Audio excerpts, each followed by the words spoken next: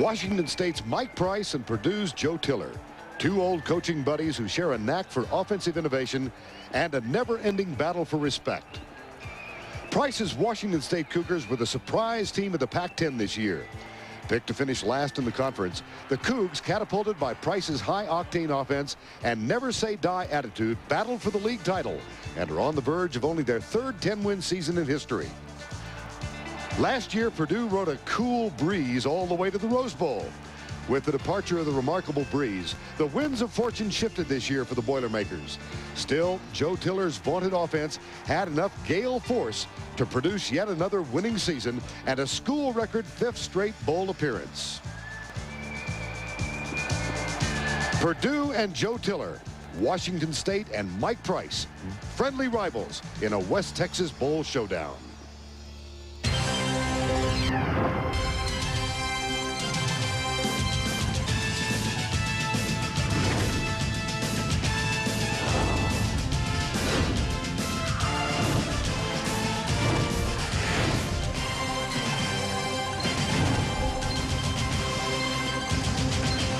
Football El Paso style played to a special tune, a special flavor as well, as we're happy to present again this afternoon the Wells Fargo Sun Bowl from El Paso, Texas. You can do that too. First meeting ever between teams from the Pac-10 and the Big Ten, Washington State and the Boilermakers of Purdue.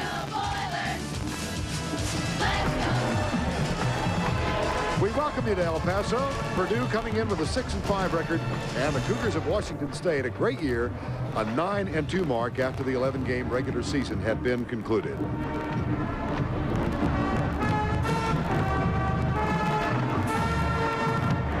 And good afternoon, everybody. I'm Vern Lundquist. This game first played in El Paso in 1935, first televised on CBS in 1968, and we have been pleased to present it to you every year since our 34th straight telecast of the Sun Bowl from El Paso. I'm joined as always by Todd Blackledge. A fun week for all of us, Todd, and these two teams really are mirror-like in how they play the game. Well, they are. I mean, the head coaches kind of trace their roots back together. Offensively, very similar. One-back sets, 3 and 4 wide receiver formations, like to spread the field. They run the ball a little bit, but they really emphasize the passing game. On the other side of the ball, smallish defenses built for speed, very aggressive. Both these teams started blitzing the quarterback as soon as they got off the bus. Well, there is, however, a decided difference in the experience at the quarterback position. And that's going to be key today. Purdue's Kyle Orton, a very talented guy, but he's a true freshman just making his 3rd start. Jason Gesser, a much more seasoned quarterback, but make no mistake, both of these guys will be under tremendous pressure today. Both teams will go after the quarterback. The key is which guy can make the most plays one-on-one against that pressure defense. Both the Cougars and the Boilermakers do feature aggressive defenses. They've excelled at taking the ball away. Yeah, 2 of the best in the country at forcing turnovers, but one problem, you've got to be able to convert when you force turnovers. Washington State got 93 points off of their 35 turnovers, but a problem for Purdue all year. 2nd best in the country, forcing 36 turnovers, only 68 points. The 5 games they lost this year, they forced 18 turnovers, but could only muster 25 points. Tough thing to do when you play that well on defense. Well, a little bit of a cold front has moved through El Paso. There is a chill in the air, but it's still the Sun Bowl, and we'll return with more right after this. CBA Sports presentation of the Wells Fargo Sun Bowl is sponsored by Wells Fargo Bank. www.wellsfargo.com. Your friends from Exxon and Mobil, who remind you to use Speed Pass, today's way to pay. And by Chevy, the cars you can depend on, the cars that last. We'll be there.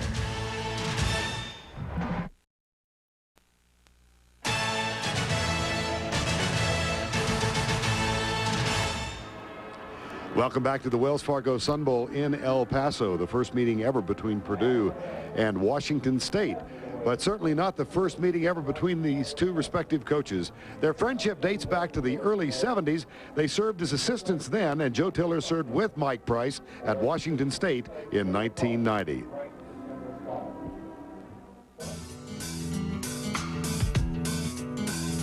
Mike's always been a very open guy. I've always appreciated that about him. And he's just one of those guys, once you work with him, you develop some respect for him, and you kind of take pride, at least I have, in him, and and it's probably mutual, but you kind of take pride in what they accomplish. You say, hey, we used to coach together. You talk about the success that the other guy has. When I see him do good, you know, it makes me feel good. And I think the thing that I admire so much about Joe is his intelligence. You know, he really knows the game of football. And when I had an opportunity to hire him, when I got my first head job in Division I, there was no question about it. I was honored to have him work with our staff for a couple of years and really help me get off to a good start there at Washington State. And of course, you know, I knew it was just a matter of time. Everyone knew it was a matter of time before people found out about what a great football coach Joe Tiller is. Jack Elway was one of the most unusual, different people that I've ever known in my entire life. He's passed away now, but a great friend. Actually, when we were together at Washington State, we were running the Veer offense. Jim Sweeney, we had the Veer offense, and Elway was a great he was our offensive coordinator and ran the Veer offense. So we weren't throwing the ball until he got out of Washington State and went to North Region San Jose did he learn the spread offense. Probably pretty familiar. I'll bet you they'd be pretty close. They'd be pretty close. Probably our protections a little bit, you know. One of the things because he really put the protections in, changed my protections when I got to Washington State. So yeah, we're trying to get him confused, and geez, hasn't worked. But I'm trying to get your guy confused. He's the freshman now. Well, he'll be easier to confuse than your guy, that's for sure. But I'll bet the books would be very similar. You know, basically, I have the Washington State playbook. I've never thrown one out in my life. He hasn't thrown anything out. I'm telling you, this guy has got every moving box that he's ever had from every move. So. 1, 2, 3. Fight for Washington State. Win the victory. How about that? Not bad, huh? Not bad. Pretty good. I whistle that, you know, which pisses me off. When I go from one end of the field to the other to do our field goal at the end of the deal, I have my whistle and I go, toot, toot, toot, toot, toot, toot, toot. Oh, you do? I do. And Gary Emanuel, who coached for Mike, comes over and says, why do you always do that Washington State thing? I says, catchy tune, isn't it? Well, you can only imagine how much fun, Todd, we've had being around those two men this week. Yeah, they're genuine guys. And, you know, in a lot of bowl situations, head coaches and their staffs have to do things together just because that's the way it goes. But these guys were looking forward to doing things together. And I think it was an enjoyable week for both of these coaches and their families. Joe Tiller, Mike Price, they represent the best of this sport. We'll return to the Wells Fargo Sun Bowl in just a moment.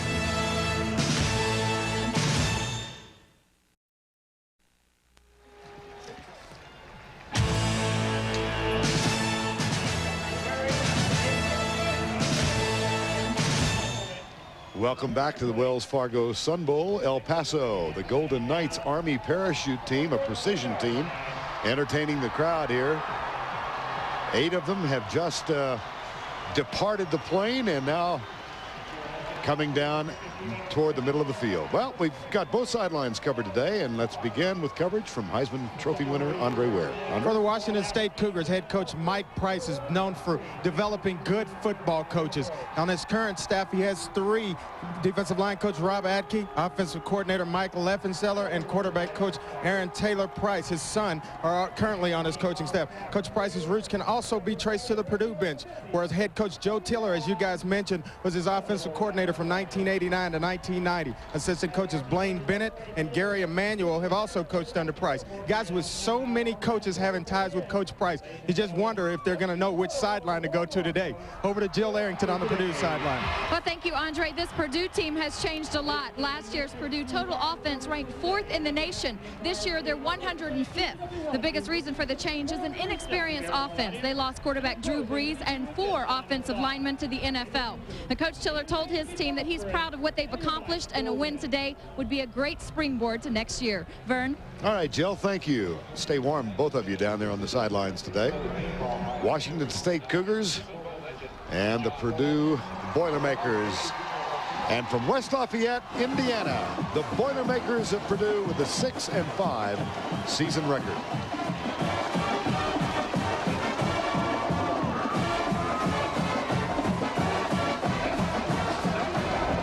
Toss of the coin getting ready in the center of the field. And here come the Cougars of Washington State. Only losses this year. Tough loss to Oregon and a loss at Washington.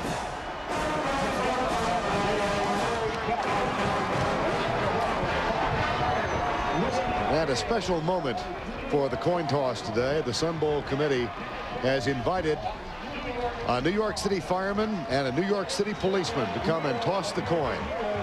And what a wonderful week they have had and we have had meeting them. That's Detective Kenneth Pepe, a 9-year veteran of the 109th Precinct from Flushing, New York. And also firefighter Woody McHale, a 15-year veteran, now with the Manhattan Command Fire Marshal's office. And Woody is so fired up. I mean, he was a little late getting out to the center of the field because he wanted to run out on the field with the Washington State team. He was leading the team out, and we've heard him for 2 days, and this is the first full football game he's had a chance to watch this whole year because of how busy and tied up he's been. He is really excited for today. 42 degrees. The term Sun Bowl has a degree of irony to it today. It has been in the 60s, and all of a sudden last night a front moved through. Forecast for the day, cloudy. Washington State won the toss, and they will receive.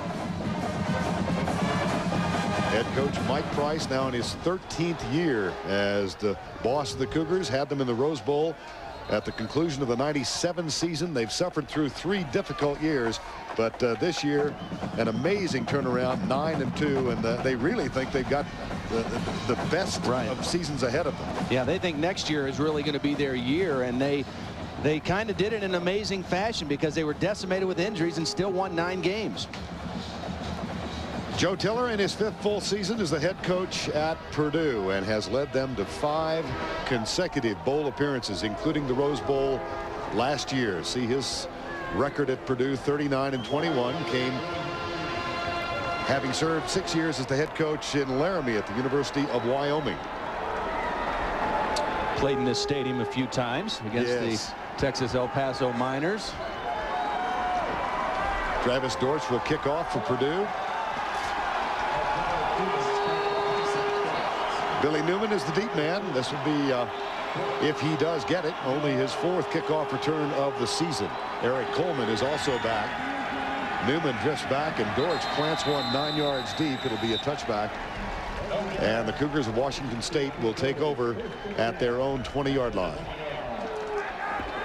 The wind is rather significant down on the field before the game and blowing in the direction of that kick. So Jason Gesser and the Washington State offense will start against the wind here in the opening possession. Jason Gesser, now the 4th highest achieving quarterback in Washington State history. See the season he had, 2,729 yards, 25 touchdowns, and only 10 interceptions. A junior from Honolulu, Hawaii. And the 1-back set, 2 wide receivers. From the 20, there's the toss left to Dave Minnick. And Minnick is popped immediately and loses a yard as Nico Kudavides got to him first, number 34. Let's check this Washington State offense. You've met Dave Minnick, the offensive line, Parrish, Hollenbeck, Hunt, Roche, and Armstrong. Dave Minnick is the senior running back. Jerome Riley, Mike Bush, the wideouts. Colin Henderson, also one of the 3 flanked receivers, and Mike Baldwin is the tight end. 2nd down and 10 officially. Slipped the ball inside to Dave Minnick, and he struggles for 3. Let's check the Purdue defensive 11.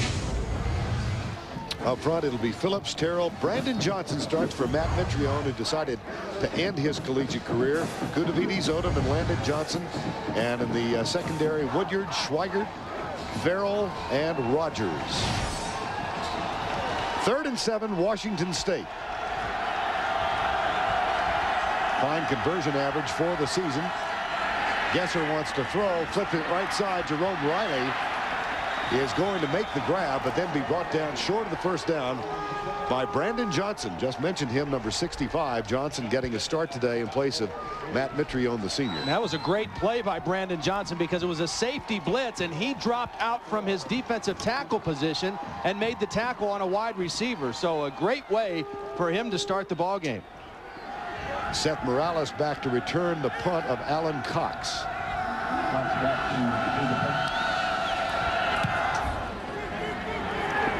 This one hangs up. Morales grabs it at the 28.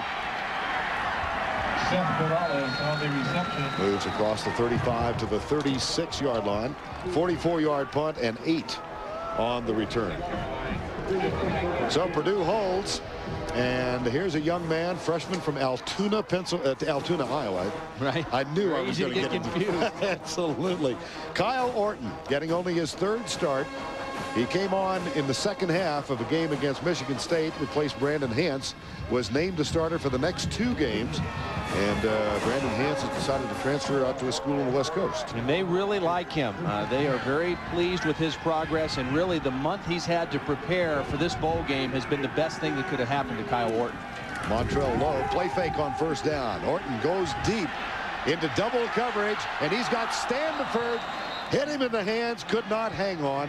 The pass incomplete, but a deep thrust on the first play by the Purdue Boilermakers.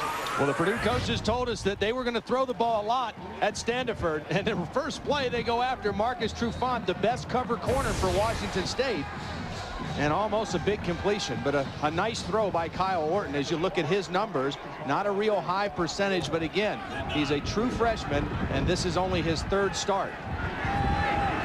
Out of the spread on 2nd down and 10 from the 36. Joey Harris has come in the backfield, and there's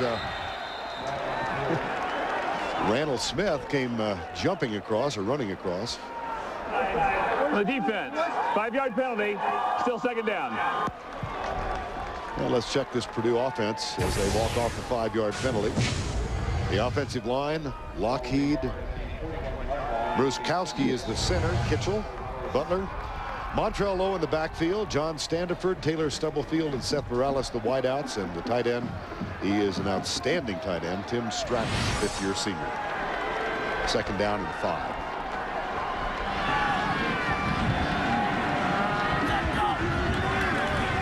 Orton, right side, knocked down before it got to the intended receiver. Defensively for Washington State, Tupai, Ryan Long, and Isaac Brown up front. Randall Smith, Noe, and Genatone. And in the secondary, Trufant, Lamont Thompson, 8 interceptions this year, Billy Newman, and Jason David. Randall Smith, number 30.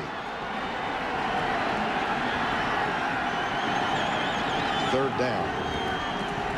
Orton with pressure, picked off. And here goes Washington State's Jason David. David in for the touchdown.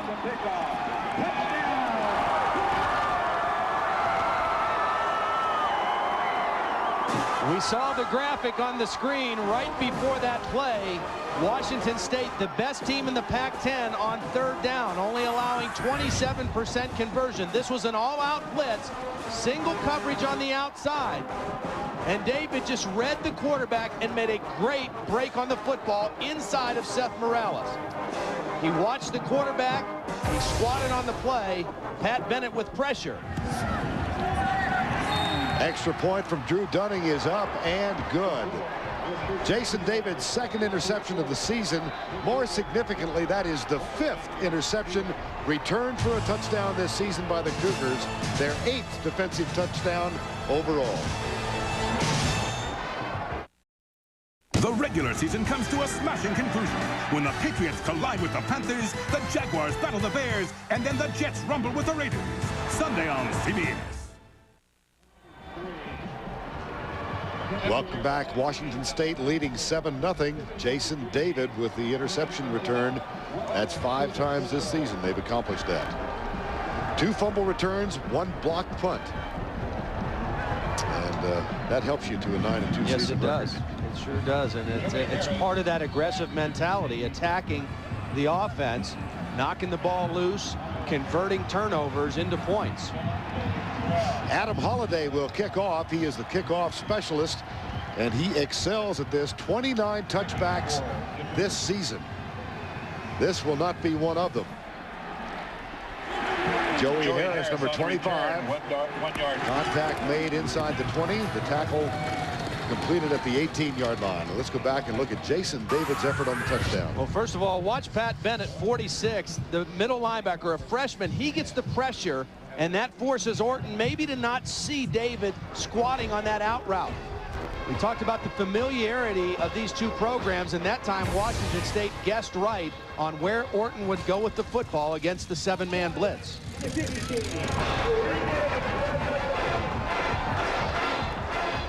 Offside on the kick. 5-yard penalty, and they're going to re-kick. I think that give Joey Harris another shot with the football. He's the fastest guy on this Purdue team, a track star, and a guy who probably healthier now than he's been at later stages of the season, and give him another crack with the football in the return. Harris for the season, 19 yards.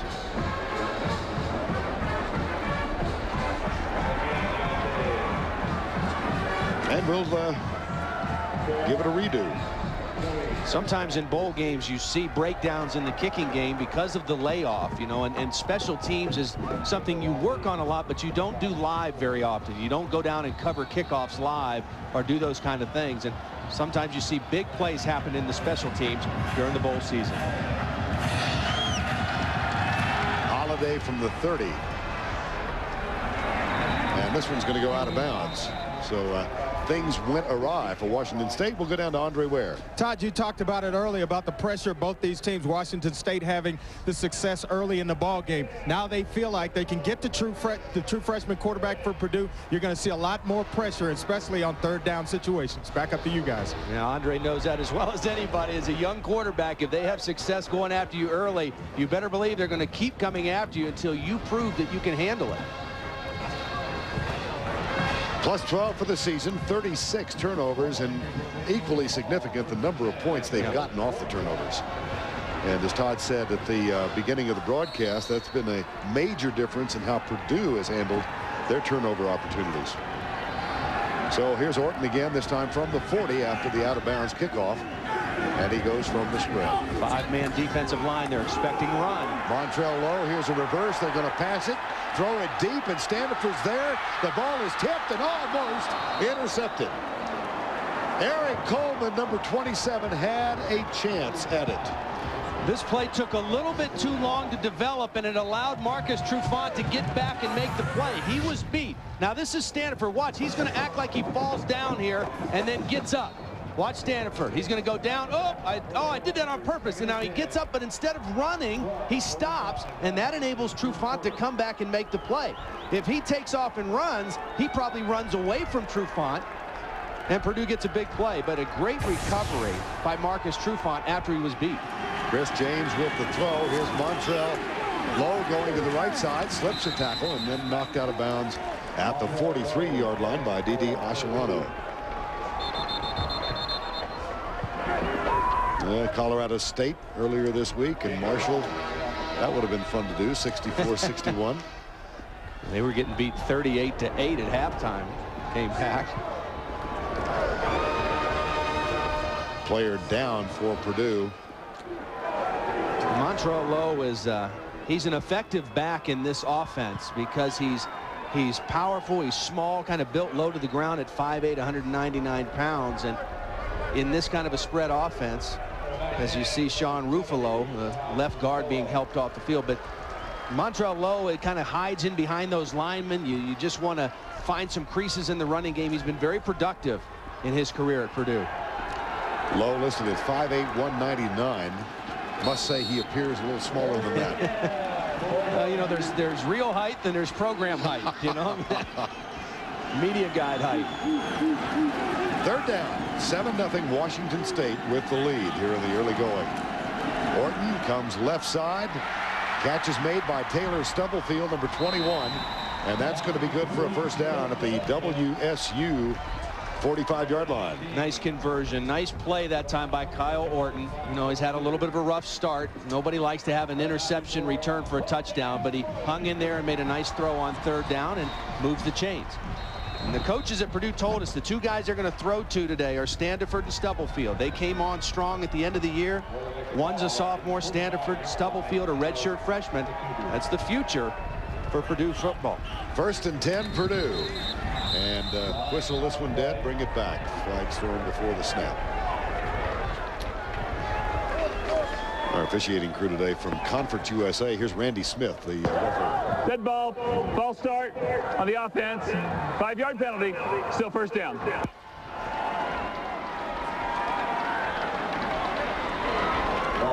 And here's a list of the entire crew.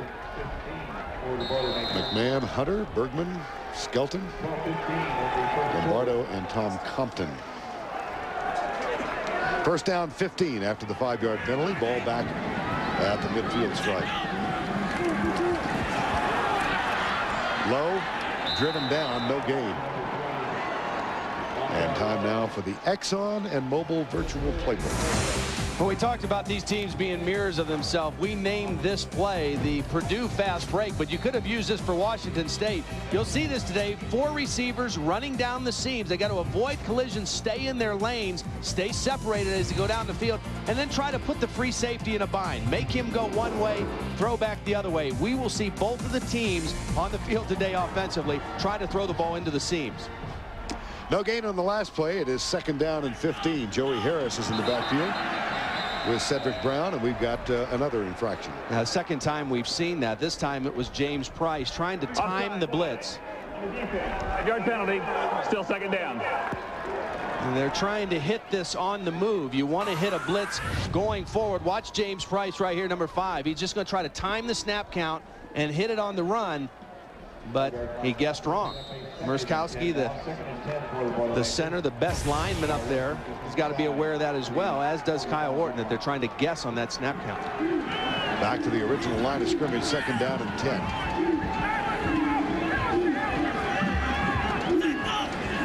Cougars bring 4. Orton has to scramble, and he is caught after about a half-yard gain. That will not go as a sack, but close to it. This Purdue team has been they've really struggled with their offensive line. They've given up 37 sacks this year. Yeah, well, Jill talked about the difference in the numbers from last year to this year, and the biggest key has been the offensive line. 4 guys, not only that started last year, but that started for 3 years. So, I mean, they played right along with Drew Brees for the last 3 years, and now all 4 of them off to the NFL. And even though it's still late in the year, it's still a new offensive line. 3rd down, here comes the blitz. Orton has to go across the middle quickly, finds his tight end Stratton, but that is short of the necessary yardage, and it'll be 4th down. Billy Newman, number 10, makes the catch, or makes the tackle.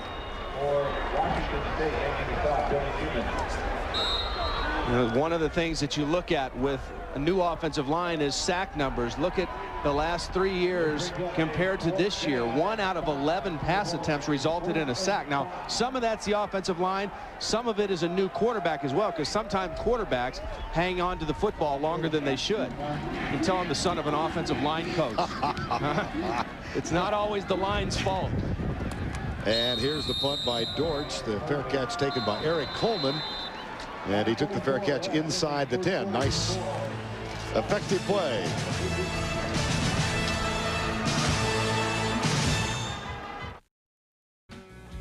Hi, this is Travis Dorsch of the Purdue University football team. On behalf of our team, I'd like to wish everyone back home in Bozeman, Montana, and West Lafayette, Indiana, and to all our troops overseas a happy holiday season. Ray Guy Award winner this year, Travis Dorsch. Here's Dave Minnick, number 34, on the 1st down and 10 play, gets across the 10 and out to the 11-yard line.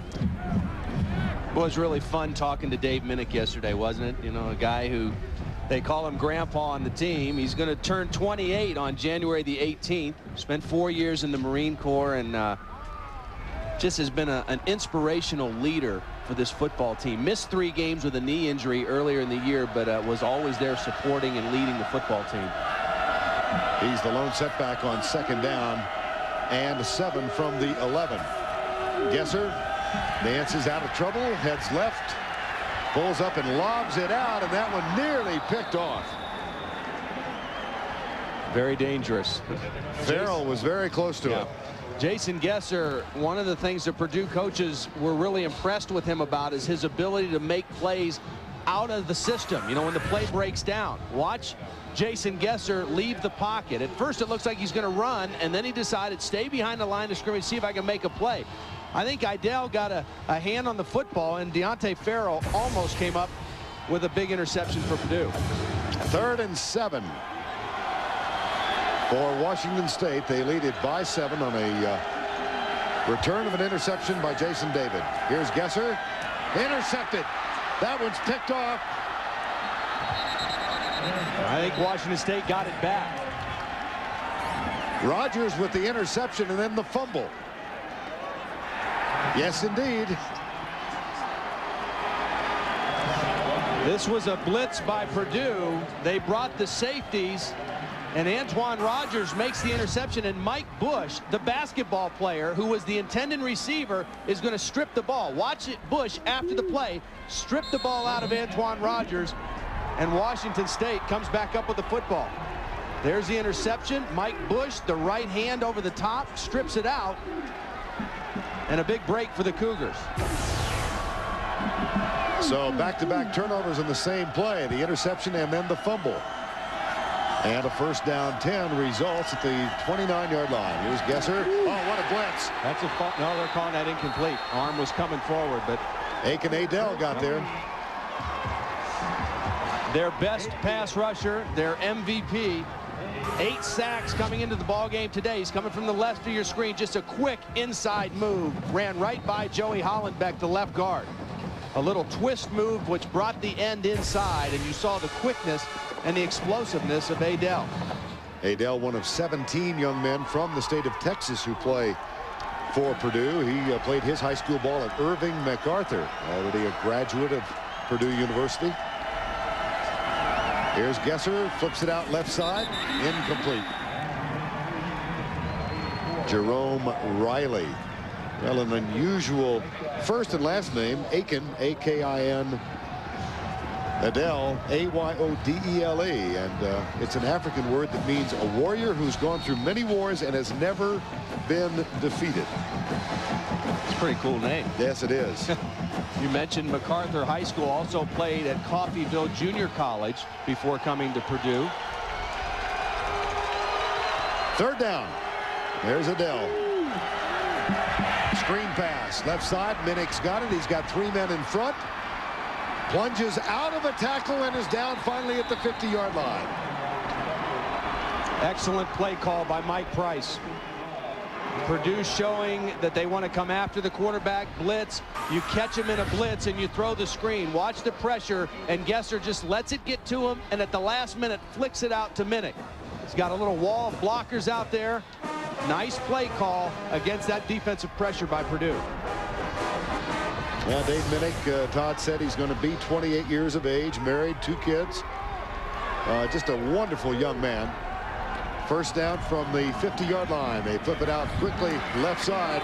Jerome Riley, here he goes.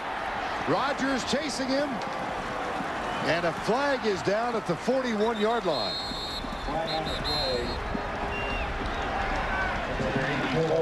This was a strange play, Vern. 2 defenders for Purdue were in perfect position to make the play, and they missed him and ran into each other. And I think Mike Bush is going to be called for the holding. The other receiver out there trying to block. He was blocking on Antoine Rogers. But how Riley got away from Schweigert. There's the hold by Bush and the block in the back on Antoine Rogers to negate that play. And Gesser knew it, saw it from a distance, so that's a 43-yard gain wiped out. And back-to-back plays, you know, we had the screen on 3rd down. That's almost like a screen, a little quick flip to the wide receiver, trying to negate the pressure that Purdue is bringing. That was a pretty good low post move by the basketball player, but he got caught. Yeah. 1st down. 1st down and 11. And here's Minnick again. He's a plunger. I mean, he's just great effort. Mike Bush, starter on the basketball team, averaging 10.5 points per game. And he's a good one. Sat out of football for 3 years. He will rejoin the basketball team for a game in Southern California on Friday night. From the time they played at Washington in Seattle Husky Stadium, he's played 8 games and averaging about 10.5 per game. Second down and 6. Gesser deep for Bush, and Bush is there. Touchdown, his 10th of the season.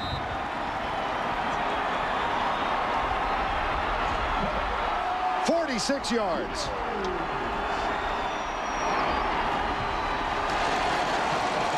Antoine Rogers is a redshirt freshman, but more importantly, he's only about 6'1". Mike Bush, the basketball player, is 6'6". And on this play, he uses that height to its full advantage. This is not a great throw by Gesser. It's up for grab, but Bush able to adjust to the football and use his big body to keep the defender away. Extra point from Drew Dunning is up and good. 46-yard touchdown reception. Mike Bush makes amends for the holding call in a big way.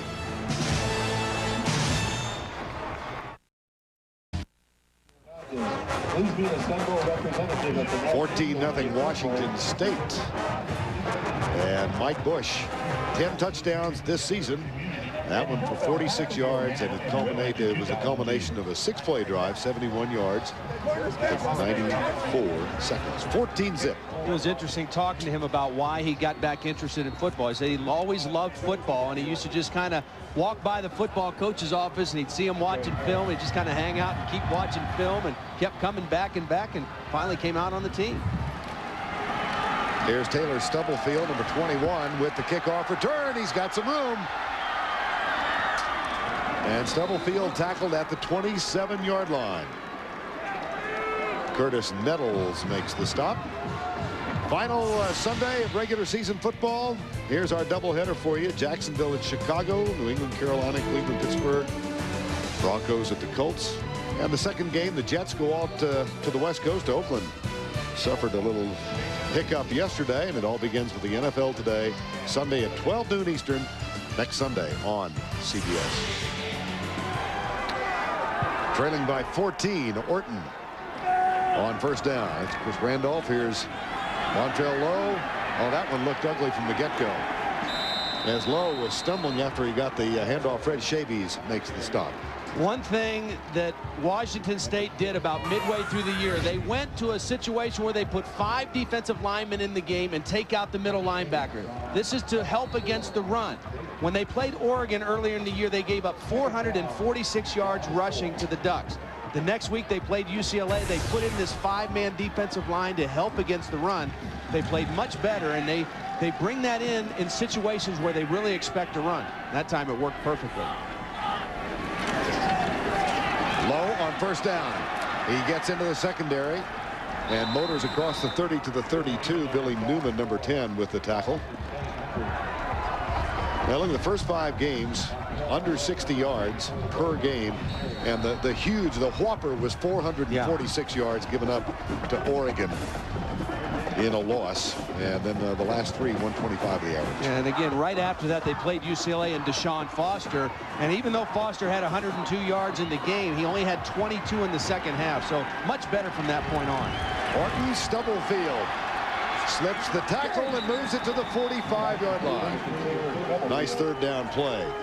Lamont Thompson with the tackle. Taylor Stubblefield, number 21, young man from Yakima, Washington. He actually agreed to attend Washington State, then changed his mind and went to Purdue. Yeah, he's in the slot, the little quick out. Nice throw by Orton, and then a nice spin move. He eludes a defender. That's Lamont Thompson, who's the All-American free safety, but not as used to covering single coverage out there on a wideout. First down and 10, Purdue from the 45. Play fake. Orton rolls out, comes left, incomplete, just across the 50. Intended for Kevin Knoll, number 23. Purdue with a 5-1 season start, and they were very productive offensively. They have struggled the last 5 games, as you can see. And the coaches really felt, even though Brandon Hance had some good games in there at early points in the year, that the offense had really started to get stagnant, and that's why they made the choice to go to Kyle Orton late in the year. 37 yards thus far in this game. 2nd down and 10. 3 wideouts. Orton clicks it out left side, intended for Chris James, incomplete. It'll be 3rd and 10. Yeah, that's on Kyle Orton. He's got to be more accurate. He's getting protection. He's got guys running open, and he's just got to find the range and zero in on those throws. Big, strong arm kid. I mean, he's a tall guy. He's 6'4", 6'5". He's got an interest in that Nebraska game. Yeah, he does. He's a big Nebraska fan, grew up a Nebraska fan. In fact, his uncle, Greg Orton, was a starting guard on the team that lost to Miami in the '84 Orange Bowl. So, big Red fan all the way. Here comes a max blitz. Orton gets protection. Stubblefield, it was just a little too far in front of him.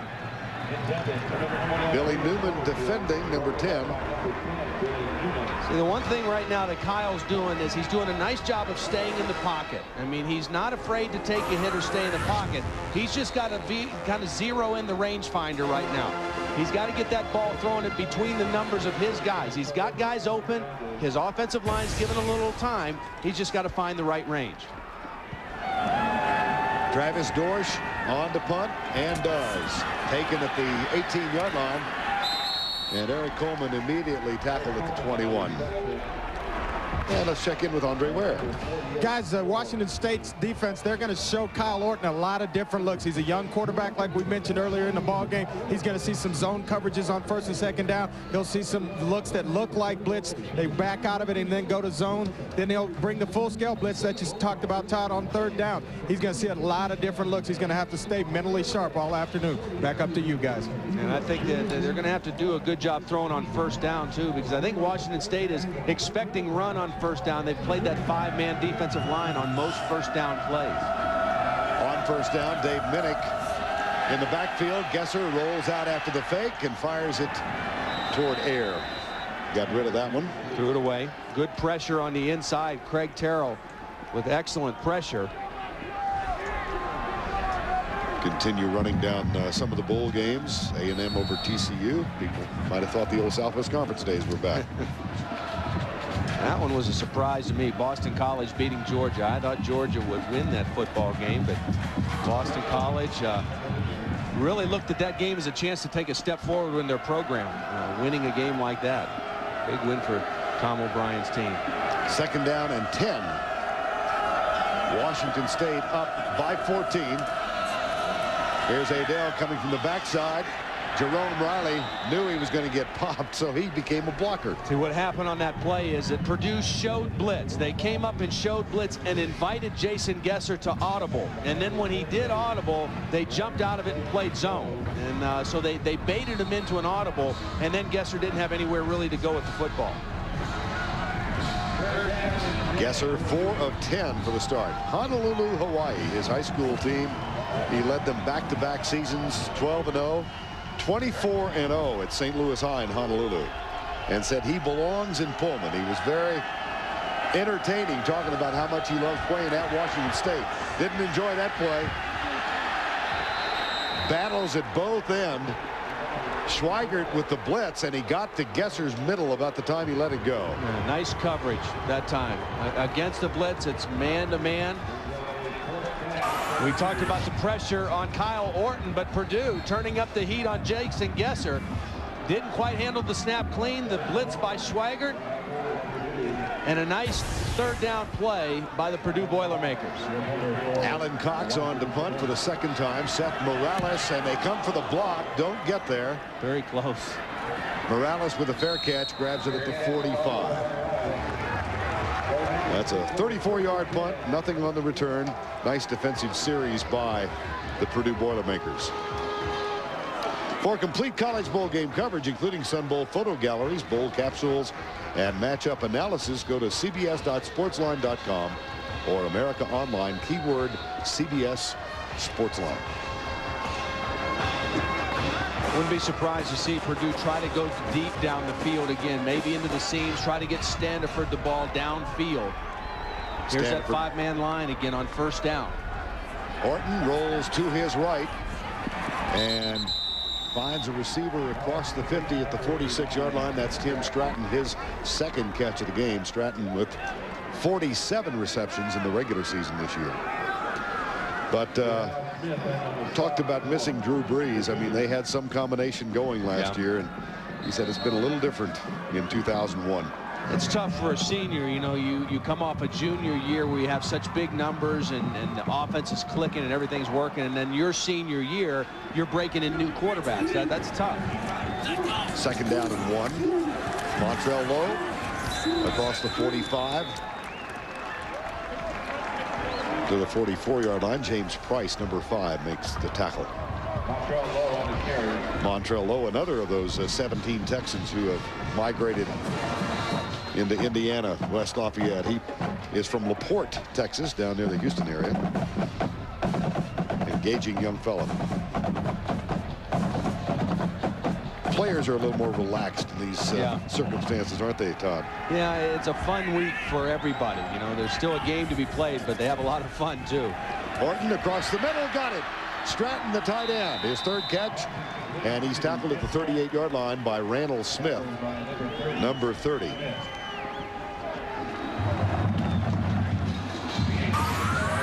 Stratton's a big guy, 253 pounds. The pressure up the middle, and yet his receiver crossing his face. So Kyle Orton, with his height, able to see the tight end crossing right in front of him. As you see, the all-time leading receiver past Rodney Carter this year, who I played with the Steelers, was an excellent running back out of the backfield out of Purdue. Second down, draw play, flag down. Washington State jumped off sides.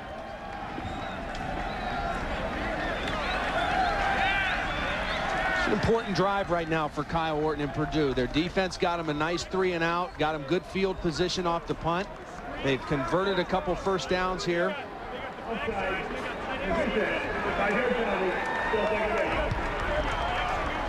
You see Kyle's numbers starting to improve a little bit. That 1 interception returned for a touchdown, but trailing 14-0, a touchdown on this drive gets them right back in the football game. Ball placed just inside the 34-yard line. And that's good enough for a 1st and 10. 14-zip.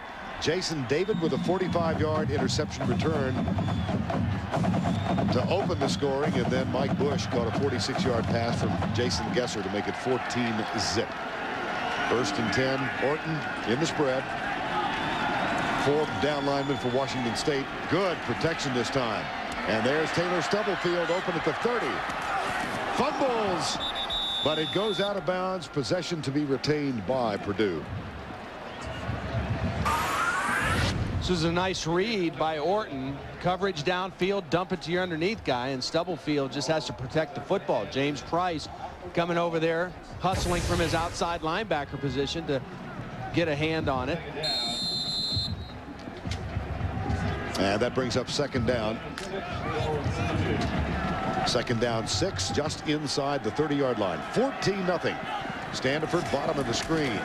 Orton looks for Standiford, finds him, slips a tackle, and then second effort comes from the middle linebacker at the 20-yard line. Let's go down to Jill Arrington.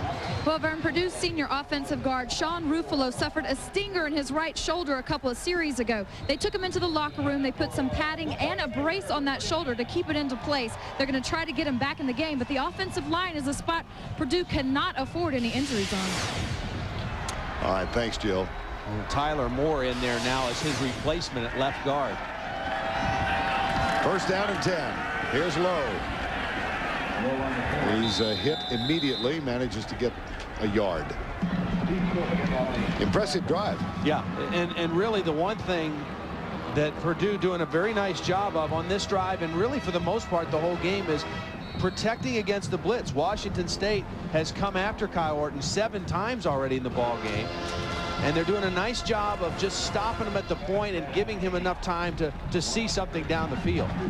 course, running the football some also takes a little sting out of that blitz. Officially a gain of 2, 2nd down and 8. Here's Orton.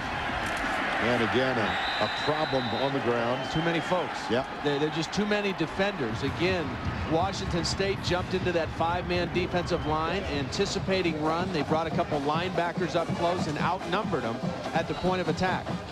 Randall Smith, number 30, interesting background. His dad was a serviceman, married a young woman from Ireland, and they lived in London until Randall was 6 years old.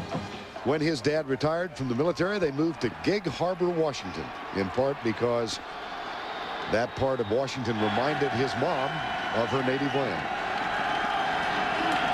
Snap, Orton comes left, intercepted, threw it right to the defensive back. It's Jason David again. 2 in the first quarter.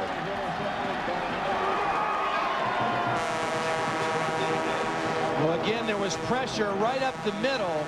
This time it was Randall Smith, who you just got done talking about, who got the pressure right up on the inside of Kyle Orton. Watch number 30, right up the middle, and that affects a quarterback, believe me. Kyle Orton throws it early, a little miscommunication on the outside with his receiver on what the adjustment was going to be, and he threw it right to Jason David. Obviously, he was expecting Staniford to hook up on that play against the blitz, but Jason David comes up with his 2nd interception of the day. Scored on the first, gets this one out to the 41-yard line and puts a period to an impressive drive. Here's Schweigert coming. The catch is made by Jerome Riley. There's a fumble, picked up, and here goes Purdue. What a play by Gesser. Landon Johnson picks it up with a counterpunch. I mean, this is excellent defense by Purdue. A huge hit, they rip the ball out. Joe Odom from the back is going to get a huge hit, and Brandon Johnson's trying to rip the ball up from the front. Watch the end of this play. Now 65, Brandon Johnson, he's trying to rip the ball out. Watch Odom hit him in the back, and the ball pops out. But then Jason Gesser saves a touchdown. I mean, there's 4 guys there could have blocked Gesser, and nobody makes a block on Gesser. And Landon Johnson not able to get this one in the end zone. An excellent play by Purdue, but good hustle by Jason Gesser. And after the fumble return, first down at the 17-yard line. Here's Orton. Finds a man. Seth Morales inside the 10 at the 9-yard line. Diving catch made by Morales, the junior from Indianapolis.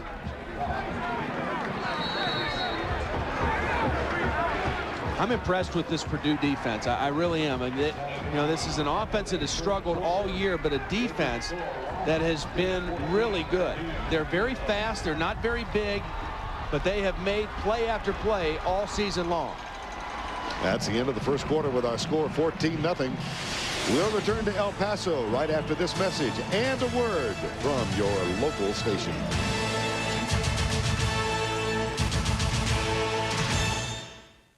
This is a message from America to the extraordinary men and women who are serving their nation during this holiday season. From the folks back home.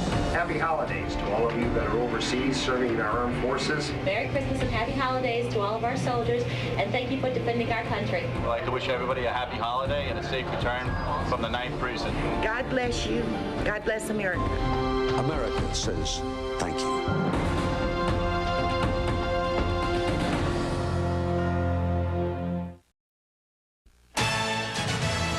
We welcome you back to the Sun Bowl in El Paso on a cloudy afternoon. 14-0 Washington State leading Purdue. They got the first touchdown on a 45-yard interception return, then a 46-yard pass, but Purdue now threatens after a fumble return of its own. Here's Orton into the flat left side. Taylor Stubblefield. The tackle is made almost immediately at the 8-yard line. Taylor Stubblefield with the tackle. Vern Lundquist along with Todd Blackledge here at the Sun Bowl. We talked about turnovers at the beginning of the broadcast, and look what's happened. Yeah, well, Purdue 3 turnovers. Washington State converts it into 14 points. Washington State's turned it over twice so far. Purdue hasn't been able to convert, but they got a great opportunity now. See what they can do on this second down play. Third down play. 3rd and 1.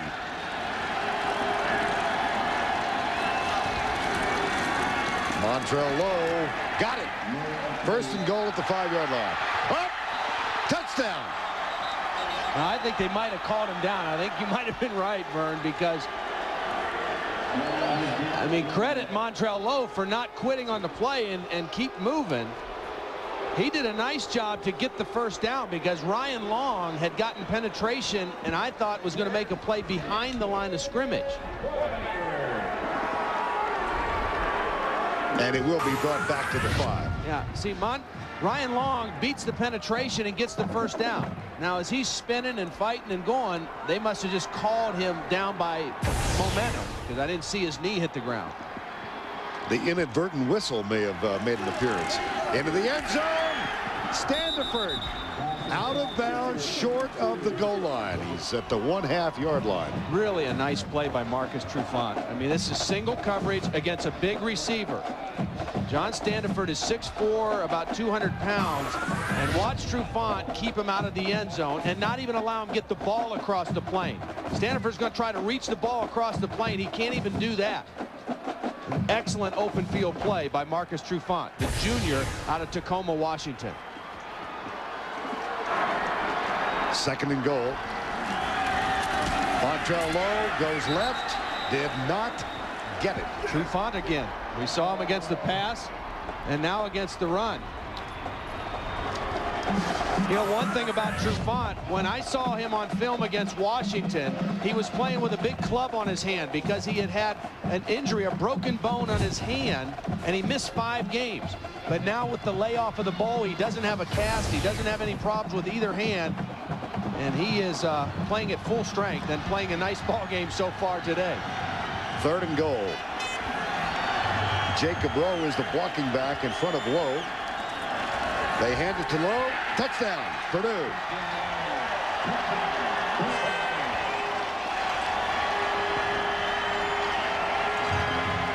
They're on the board with the extra point to come.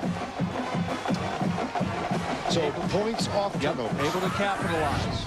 Defense got him the nice turnover. They keep pounding away with Montrell Lowe, and he does a nice job of finding a little seam in there and getting in the end zone. A nice job by Kyle Orton making a couple key throws. Dortch's extra point is up and good. 17 yards. It took them 6 plays. Lowe gets the touchdown from 1 yard out, 14-7.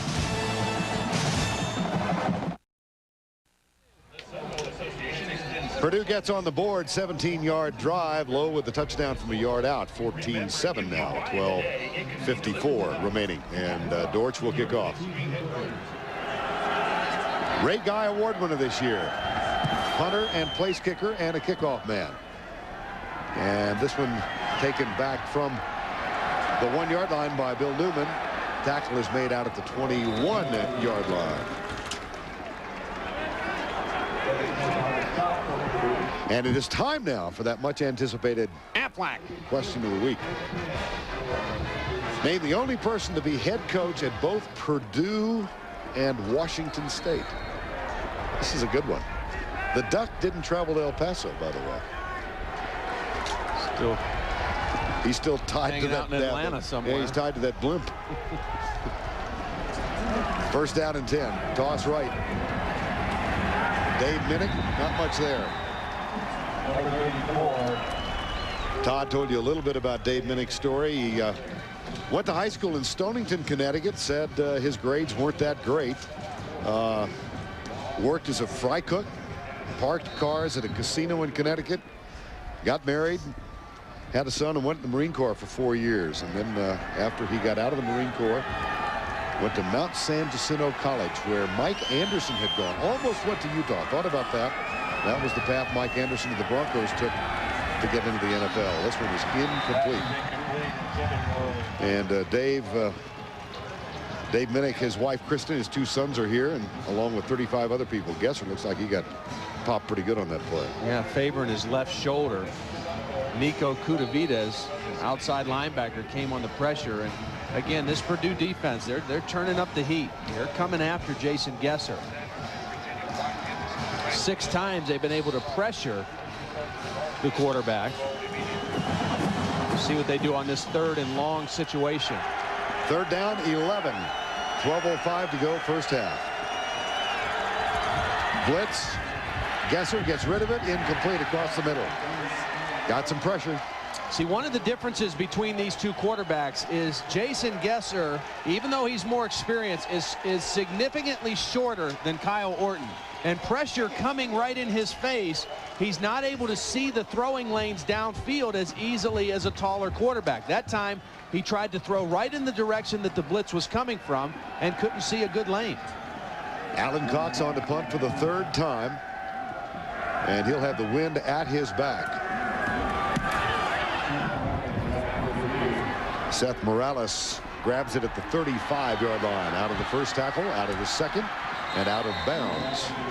Good field position again for Purdue. Sure is. 44-yard punt, 10-yard return. Boilermakers with the ball down by 7.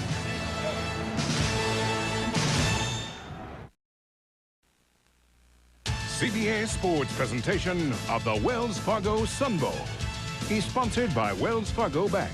www.wellsfargo.com. The Home Depot, driving down the cost of home improvement. And by the Big Cheese, only at Sonic, America's drive-in. Welcome back to El Paso. Before this game is over, we'll be selecting the Army Most Valuable Player of the game. That's coming up much later on. 11:46 to go, first half. And here's Orton handing it off, play action rather, and he finds his tight end, Tim Stratton, number 89. And on the Washington State sideline, Matt Kegel, the sophomore quarterback from Havre, Montana, warming up. Mike Price customarily brings him in for one series in the second half, or second quarter. Yeah, some coaches don't like to do that. He likes to get him involved in the game early. Matt Kegel, a very talented athletic quarterback, is a cousin of Ryan Leaf, the former great Washington State quarterback. Second down, Purdue at the 45-yard line. They hand it off. Joey Harris, number 25, who spells Montrell Lowe, gets the carry. He's a sophomore from Tomball, Texas, another of those 17 Texans who've gone north to West Lafayette. Joe had reported on Sean Ruffalo. He's back in the game now at left guard. Obviously, the shoulder not a problem for him right now. 5th-year senior guy who's kind of waited his turn. You know, he never got to play till this year. He's not going to let a little shoulder stinger keep him out of the bowl game. First down and 10 from the 43-yard line.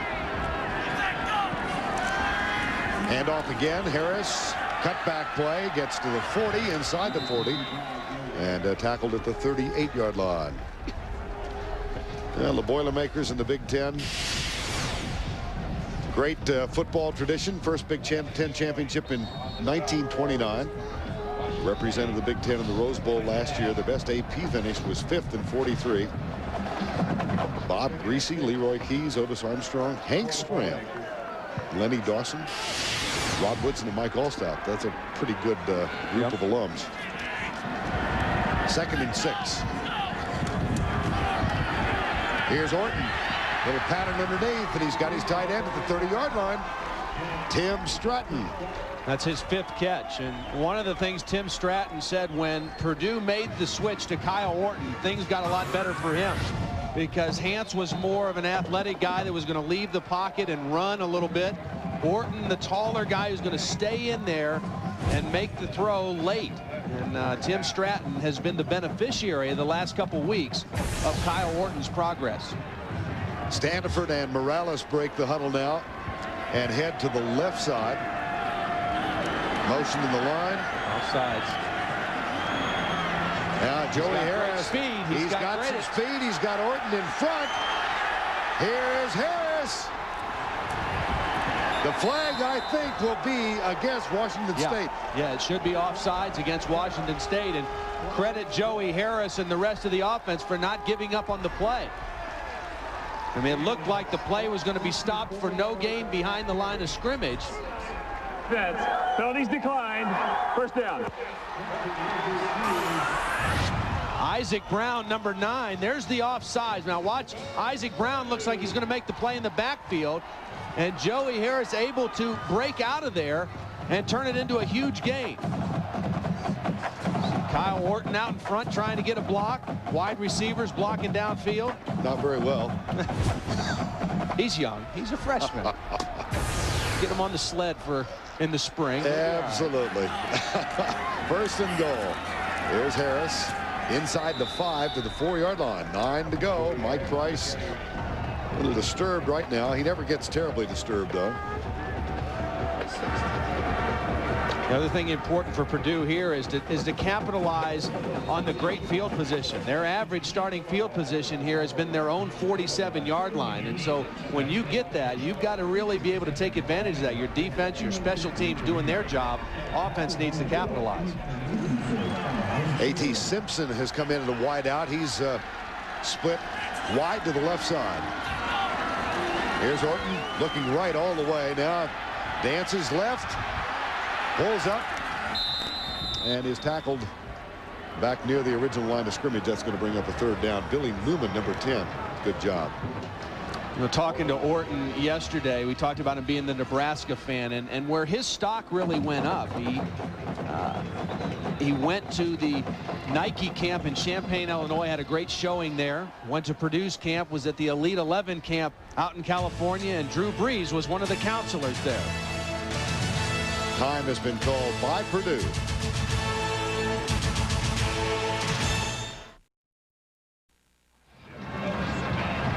Just under 8 minutes to go before the halftime break. Purdue with a chance now to tie this up.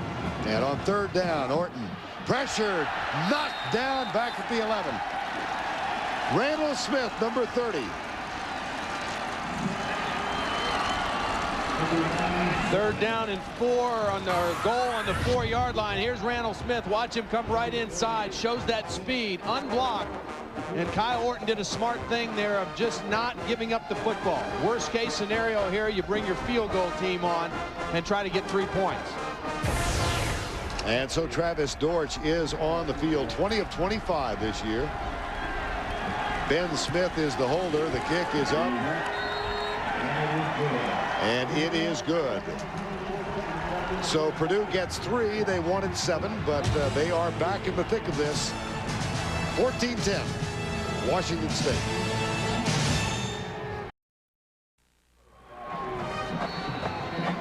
Wells Fargo Sun Bowl in El Paso, 7:24 to go before the break. Washington State 14-10. Here's Dortch with the kickoff, and Eric Coleman will grab this one from the 1-yard line. Coleman spilled as he gets to the 25-yard line. Well, it's time now for the answer to the trivia question. Name the only person to be head coach at both Purdue and Washington State.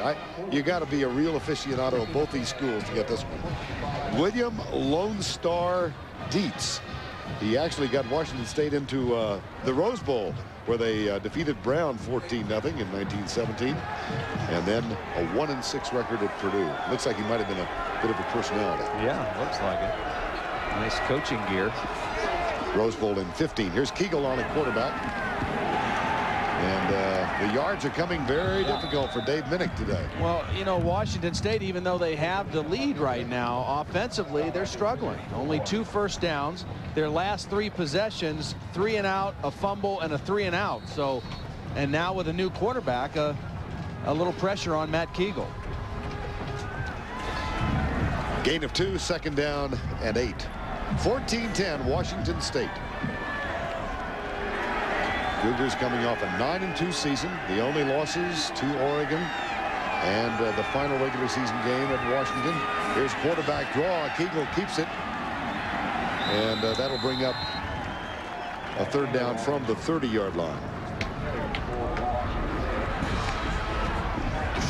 Kegel at 6'5", 230 pounds, from Havre, Montana. One guy we might see him try to get the ball to here, Nakoa McElrath, the leading receiver coming in with 67 catches. Very quiet today, no catches. He's down at the bottom of the screen. Right here is McElrath, their leading receiver. Did not start today's game. He was in the doghouse with the coaches for some critical comments he made. That one's going to be incomplete as Kegel is popped. Landon Johnson got there, and Derek Roche is very slow getting up. Number 77. Well, I tell you, you just can't say enough about this Purdue defense. They carried this team all year. Landon Johnson, who we saw had the fumble recovery early, that time gets to the quarterback, but it's a defense that over the last 5 years under Joe Tiller has been made faster and faster. Bad snap. They come after Cox and miss him. And Cox on the run. Low snap. They had a chance for the tackle.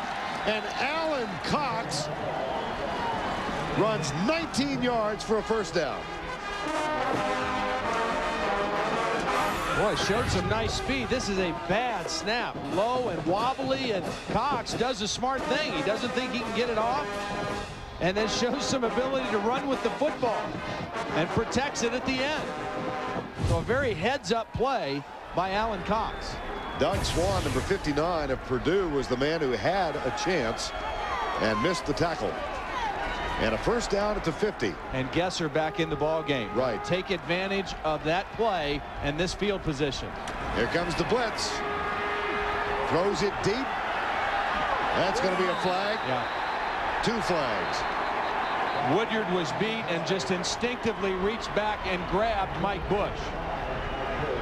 The ball was underthrown, and so Bush had to stop and wait for it, but Woodyard was beaten. Watch, Bush is behind Woodyard, and he just reaches back and grabs him with the left hand. He does get the right hand to deflect it, but the left hand is what got him in trouble.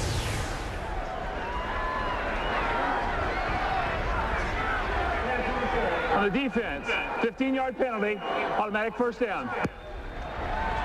Boy, what a turnaround. Sure was. You know, your defense has a great series, forced the punt, bad snap, and the punter turns it into a big play. And now Washington State with a first down on the 35-yard line of Purdue. That's Brock Spack, the defensive coordinator of Purdue. His team doing their job, but now with their backs against the wall a little bit. How could you be anything but a defensive coordinator with the name Brock Spack? There's a handoff. Dave Minnick inside the 30 to the 29. He was a linebacker at Purdue, an all Big Ten linebacker, graduated in 1984. His 5th year as the defensive coordinator here with Joe Tiller. Spent some time with him out in Wyoming as well. So these two have been together a lot, and their philosophy was, let's put our fastest guys on defense. And that's what they started building here at Purdue 5 years ago. And right now, this is a very fast defensive football team. Second down, 4. Cougars lead by 4. There's a little flip left side, incomplete. It'll be third down. That was intended for McElrath. Well, coming up at the halftime report, we'll revisit a touching story involving Brad Gaines. We'll also have moments of the year, Purdue's All-American Band and the Cougar Marching Band, both here in El Paso. And they will be performing for you at halftime.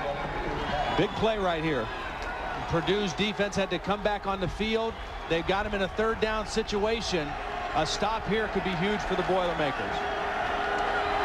Gesser with the audible. He's got 4 wideouts. Here comes the blitz. And Gesser has to hurry it. Incomplete. A lot of safety blitzes by Purdue. They're covering up the inside linemen and then dropping them out. But watch this. They cover these guys up and then bring the safeties and drop a lineman out.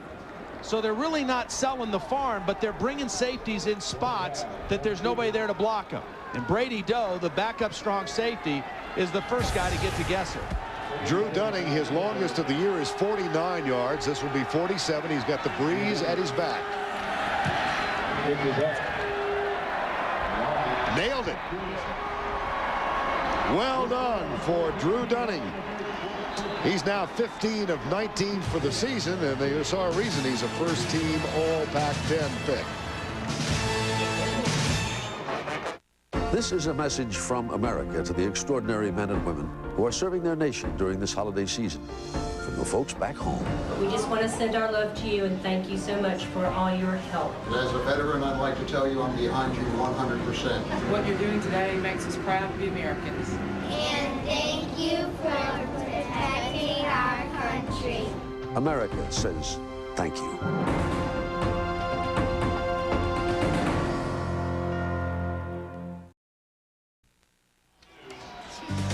Time now for our Sun Bowl moment presented by Sonic. Southern Cal faced Michigan State in the 1990 Sun Bowl. First time the Pac-10 Big Ten meeting took place here. The Trojans a 7-0 first quarter lead on Marinovich's pass to Gary Wellman. The Spartans a 14-10 lead on Courtney Hawkins' 21-yard TD reception. And then Michigan State kicker John Langlo, a 52-yard field goal in the third quarter, put the Spartans up 17-10. They held on to win it by 1 at a rematch of the 1988 Rose Bowl that had been captured by Michigan State. 4:17 to go before the break here. The Cougars from Pullman, Washington, leading the Boilermakers out of West Lafayette by 7. And Adam Holliday, they call him Doc, as you might expect, getting ready to kick off.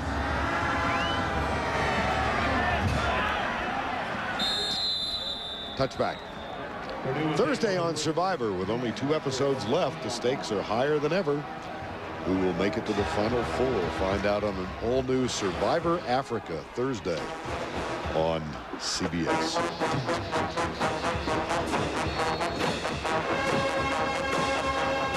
Real important right now for Kyle Orton not to make a big mistake here. His team has fought and clawed their way back into the game. They're down by 7.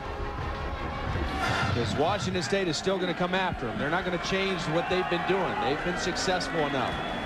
There's the handoff. Lowe, number 3. Montrell Lowe. Nothing doing. It'll be second down. No gain on the play. Second down and 10. This so interesting to me to watch these two teams because they are so similar on both sides of the ball. I mean, we talked about the speed of the Purdue defense. This is a very fast Washington State defense as well.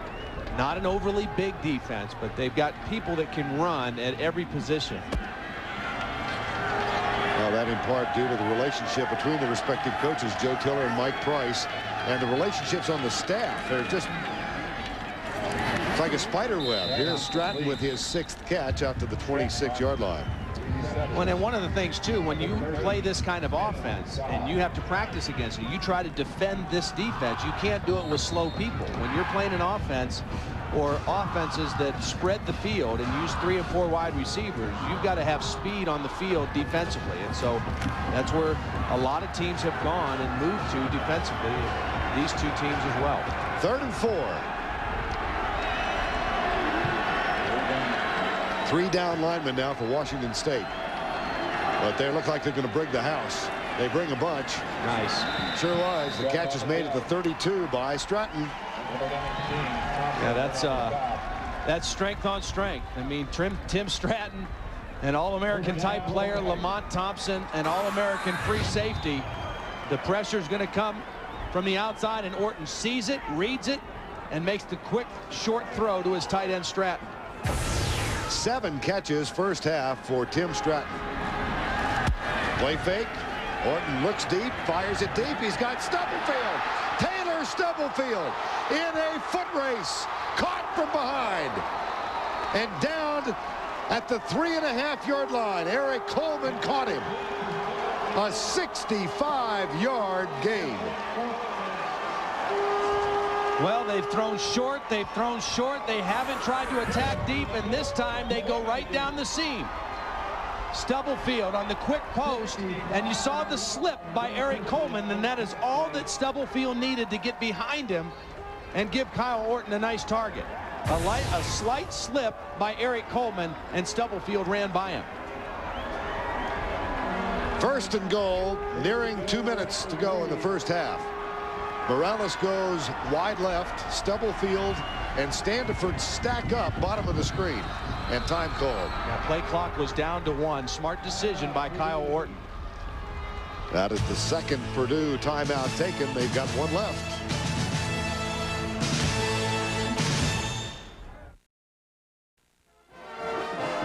.158 to go before the break, and Purdue with a chance to tie this up.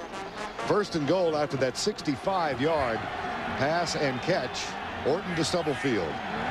3 wideouts now. Standiford the wide man. Here's Orton. Looks for Stubblefield. Got him. Touchdown, Purdue.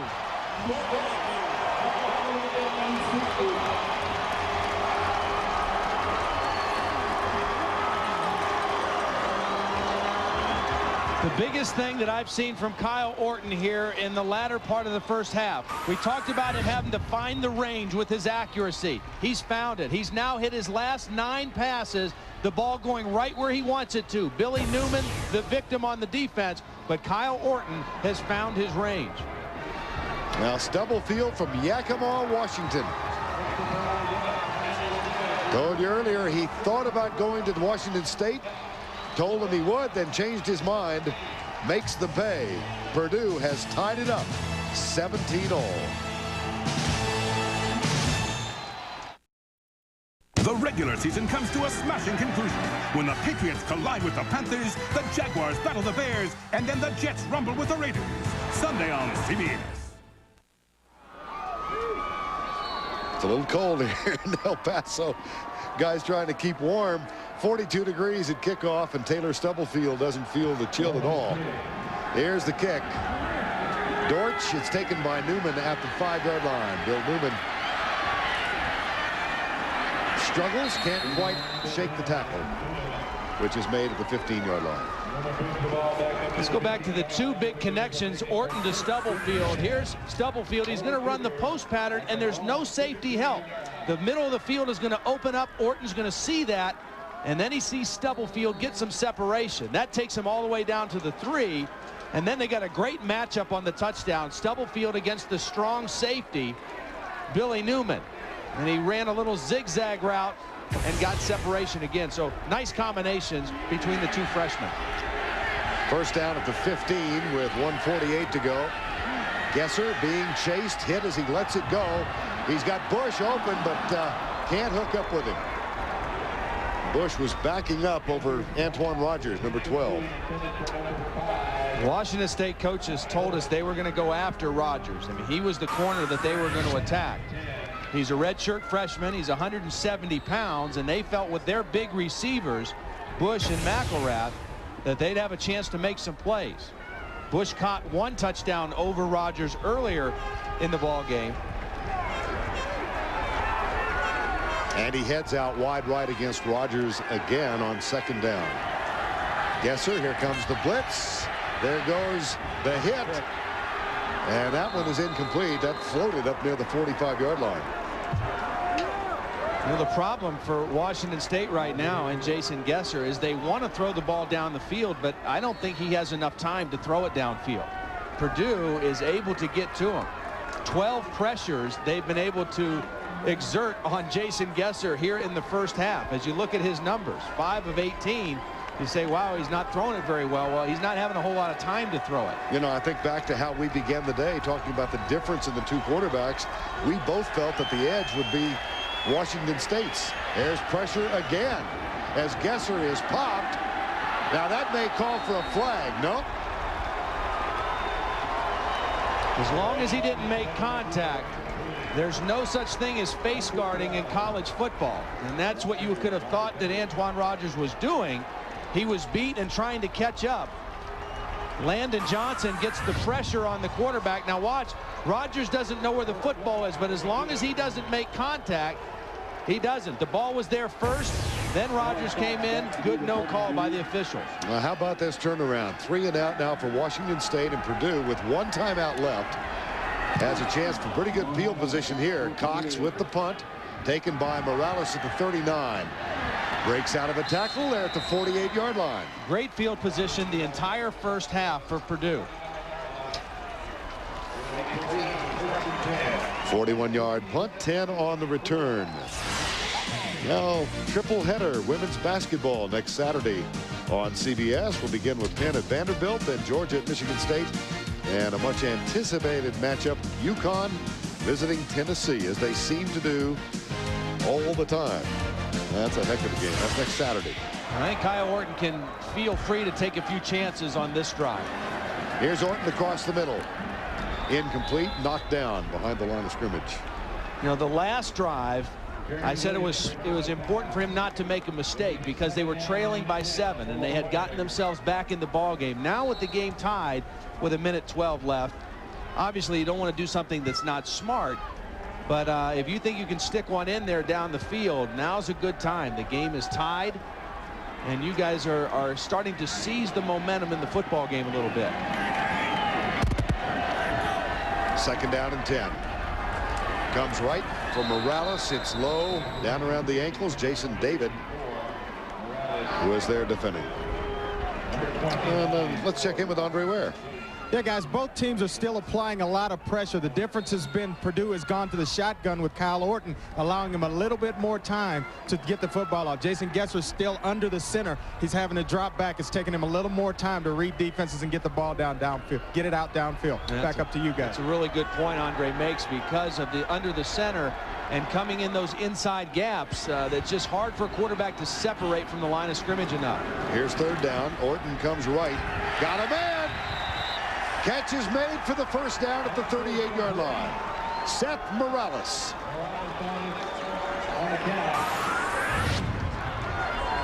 One-on-one coverage. Jason David. Nice cut by Morales and a perfect throw right on the edge by Kyle Orton. Gain of 13 and a 1st down with 1:03 to go before the break.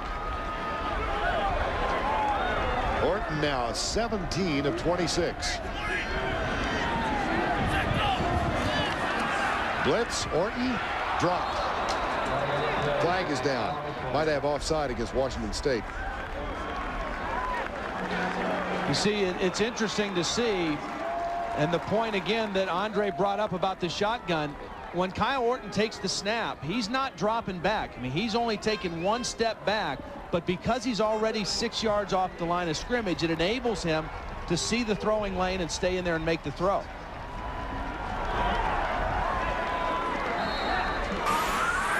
Take a look now. The offsides is going to come from the top. There's Isaac Brown, but watch Orton. He doesn't drop back, but he's already separated enough so he can still make the throw even though there's pressure coming. After the penalty, 1st and 5. Blitz coming again. Good protection. Incomplete. Plus, I'll tell you the other difference between Purdue and Washington State right now is the shotgun, and also Purdue is doing a better job of sealing off the inside. There's no inside pressure coming right into the face of Kyle Orton like Purdue's able to get on Jason Gesser. If pressure's coming from Washington State, it's coming outside, and it's not getting there quick enough to make an effect. 2nd and 5. Purdue with 1 timeout left. 4-man rush. No pressure at all. He's got deep. And it's tipped away. Nice play. Billy Newman with an excellent play. He got beat on the touchdown the last possession, but he did a nice job of getting a hand on the football. He's a 5th-year senior, Billy Newman, a great leader. He's undersized, he's under speed, and he's an overachiever. That's the way Mike Price described him, and has been an excellent leader for this football team. Coach on the field, makes all the defensive calls, gets people in the right spot all the time. And he and his teammates confront a Purdue bunch that has 3rd and 5. Orton, pressure, blitz coming, pass incomplete. 4th down. Intended for Seth Morales. That time they were able to get inside pressure on Kyle Orton. Ryan Long, the defensive tackle, able to get in there into the face of Kyle Orton and force a low throw. Now Travis Dortch is the Ray Guy Award winner and was a finalist for the Lou Groza Award. He's got a 50-yard effort now, 51 officially for Dortch. His long of the season is 50. Boy, he nailed that. Whoa! That's into the wind. That thing got up in a hurry, too. I mean, that was a high kick with lots of distance. 6'6" senior from Bozeman, Montana, 51 yards.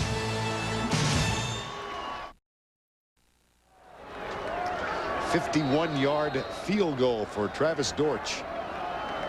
And he will now kick off. Coleman drifts back and takes it a yard in. He'll bring it out.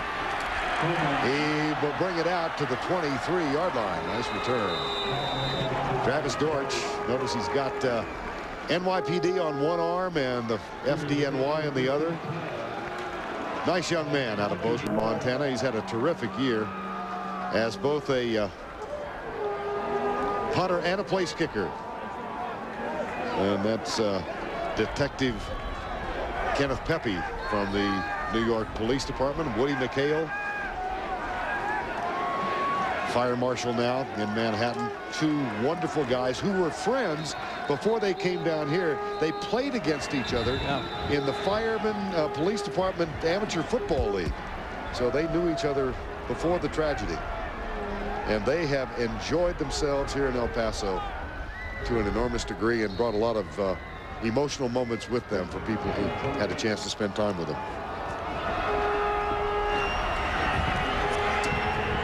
Out of the backfield, Minnick for a bunch. Nice play. Sometimes you get in a situation like this and you call a screen on the first down play, and if it turns into be a big play, you know, you go ahead and change your strategy a little bit. Well-designed screen. You see the convoy out there for Minnick. Joey Hollenbeck leading the way. Nakoa McElrath, who got hit at the end of that play, is still down.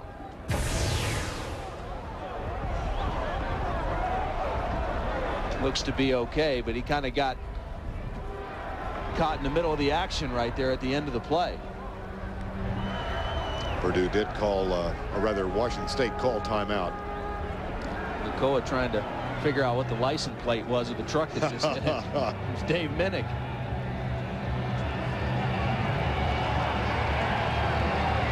McElrath a little woozy as he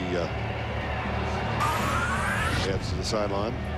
See, he's got something in his eye or something bothering him right there, and then Dave Minnick hits him from the front, and then a Purdue player hits him from behind. So he got beat up pretty good on that play. And I'm a wideout. I'm not supposed to be in there doing that. I'm not supposed to be out there catching passes, doing dances, and that kind of stuff. In there banging me around like that. McElrath, the senior out of La Jolla, California. He'll sit this play out. Bush goes wide right.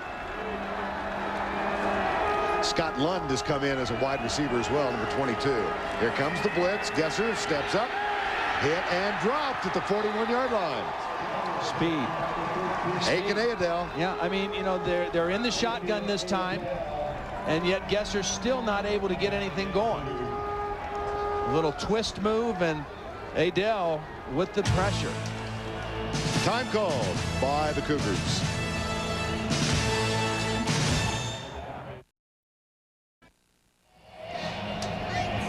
"12 seconds away from the break. Washington State trailing now, having jumped out to a 14-0 lead. Purdue came back and tied it up ultimately at 17-all, and then the 51-yard field goal by Travis Dorsch has given Purdue a 3-point edge. 2nd and 15. No problem with the personnel. Yeah, you wouldn't expect that too coming out of a timeout, but a little confusion. They're bringing in Jeremy Thielbar, the backup tight end now, and take a receiver out. Here's Gesser. Here comes the blitz. The pressure again, enormous. And the ball is intercepted. That was like a punt. I mean, Jason Gesser just reared back and threw it almost straight up in the air, hoping that it would go far enough against the blitz. But it's the pressure that Purdue has been able to generate has frustrated Jason Gesser. Now watch, these receivers are going down the field, and Gesser's just going to launch it and see if one of them can come down with it, almost like a Hail Mary throw, but it hung up in the air so long that the interception was able to be made by Purdue, coming all the way across the field. Jacques Reeves, number 28, another of the Texas connection. He's from Lancaster, Texas. And his second interception of the season. Final play of the first half. Led by its defense, Purdue has roared back and taken a 3-point halftime lead. Kyle Orton, the freshman quarterback's had a pretty decent first half as well. 2017. And they trail at 1 point by 14 in the first quarter.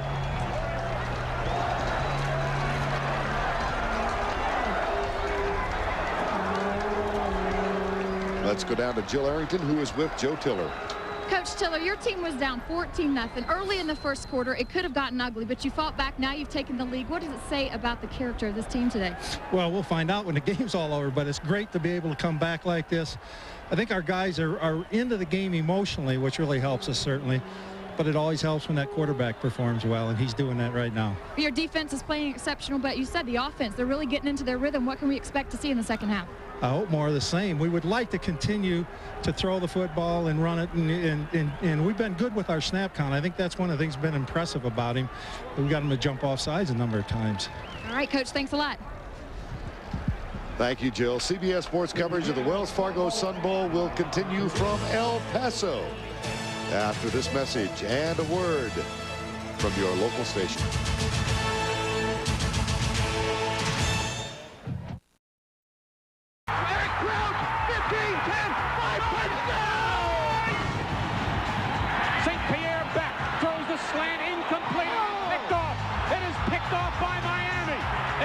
The shoe tops of Ryan Reed and into the clear.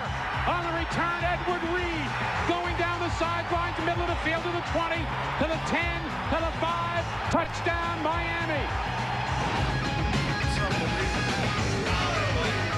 Colorado gets away, throws, incomplete, intercepted by Antoine Simmons at the 10, 5, touchdown, USC. I don't know how he caught the ball. Takes the shotgun snap, throws to his right, wants to throw back left, and does. It is caught! It's caught by TJ! Touchdown! Tennessee playing what amounts to a 4-4 straight. And there's a touchdown! My God, a touchdown! We threw it to Haynes. We just stuffed it with 5 seconds left. My God almighty, did you see what he did? Pitch back goes to LeBron, turns it upfield, got the first down, still going, down to the 30, he's down to the 25, the 20, great cutback, down to the 10, 5, and touchdown! That's his 6th. Again, looking, Robinson set a record, he's got a wide open receiver, touchdown, Hawaii! That's 8 touchdown passes by Nick Roller. Drops back to pass, goes toward the front corner of the end zone, and the pass is caught! Crystal firing! Touchdown, Cowboys! Nebraska 36, up the middle is Chris Brown to the 20, to the 15, to the 10, to the 5. Touchdown, Colorado! Into the ball off. Chris Brown again, scoots by Nebraska tacklers and into the end zone. Touchdown! That is 6 touchdowns on the game. He's back there by himself, and he looks to try to run, and he does to the 10. He's at the 5, and he scores! Tigers win! And LSU is the 2001 SEC football champions. 3, 2, 1, Joe Paterno done. He's become the winningest coach in the history of Division I college football.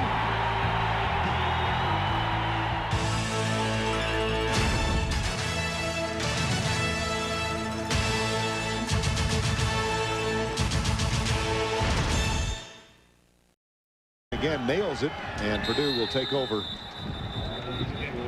1st and 10 at the 20-yard line. And a moment ago, Andre Ware spoke with Washington State coach Mike Price. Coach, you guys came out like gangbusters in the first quarter. A big interception for a touchdown, then a long touchdown pass to Mike Bush. But then the blitzes started. What kind of adjustments? What kind of adjustments had happened? Blitzing like crazy, and so are they.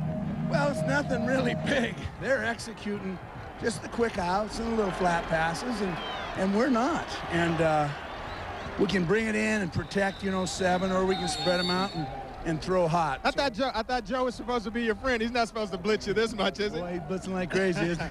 But we just need to execute just the short passing game against the blitz and protect just a little bit better, and we'll be fine. Great. Thanks, Coach. Thanks a lot.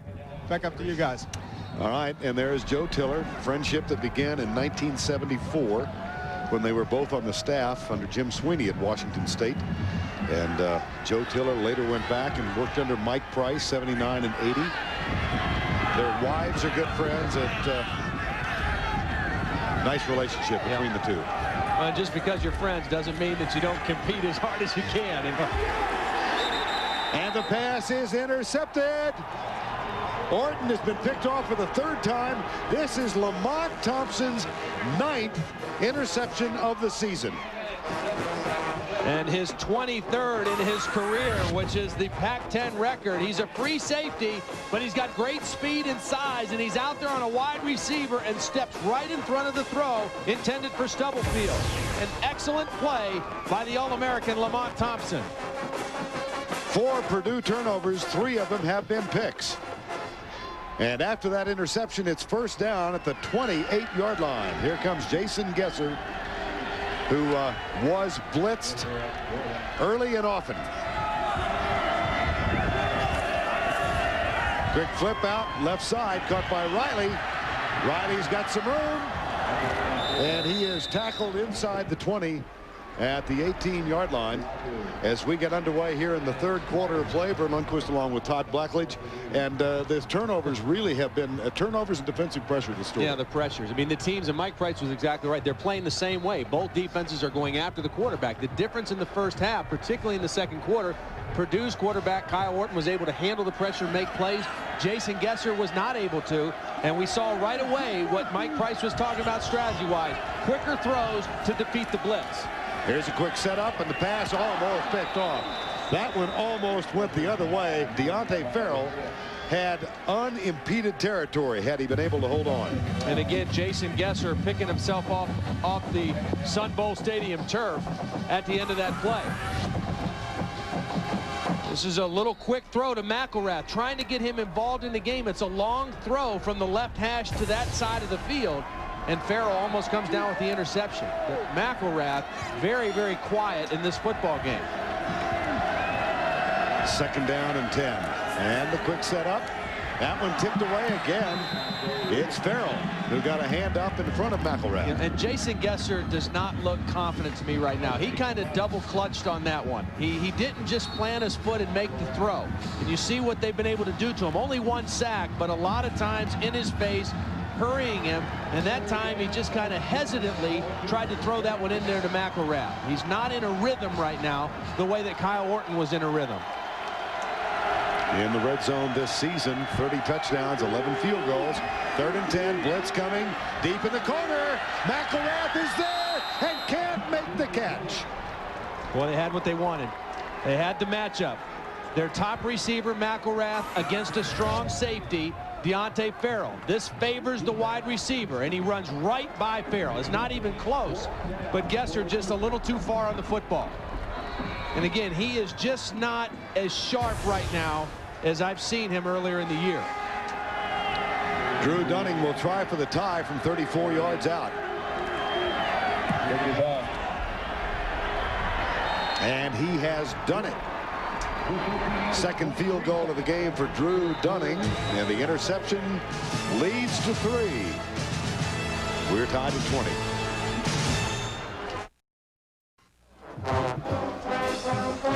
.23 to go in the 3rd. Washington State with an early score to tie it up. Notched at 20, and WSU getting ready to kick off. Here's Holiday. This one chases Stubblefield back and goes through the end zone. It'll be a touchback again for Adam Doc Holiday. Now coming up Sunday, doubleheader for you. The NFL on CBS, 5 games early. Many of you will see Jacksonville at Chicago. And then 3 games late, the Jets go into Oakland. Buffalo will be at Miami and Kansas City at Seattle. And it all begins with the NFL today. Jim Nantz and the group, Sunday at 12 noon Eastern time. Kyle Orton, true freshman from Altoona, Iowa, 18 of 31, 3 interceptions. And off to Montrell Lowe, gets a yard. Ryan Long, number 88, with the tackle. Let's go back and check the halftime stats, Todd. Well, in a lot of ways, even when you look at turnovers, but total yards, that's the one. 139 yards for Washington State. This is a team that coming in was averaging nearly 440 yards a game, one of the top offenses in the Pac-10 conference. So much credit to the Purdue defense in that first half, slowing down this Cougar offense. 2nd and 9, Purdue at the 21.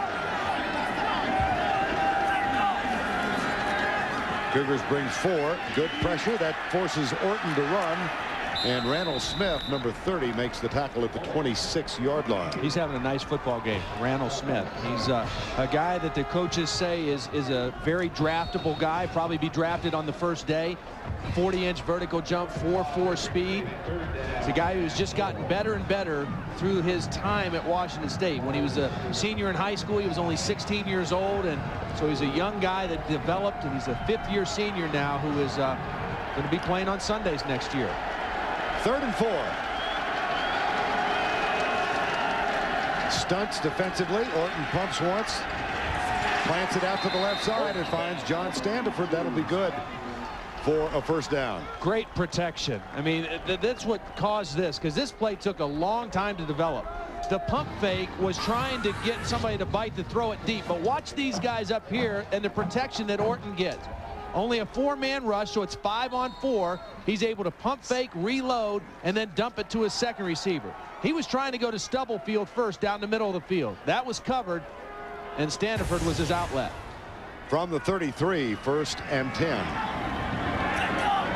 This time under center. Hand off to Lowe, coming right, looks for blocking help.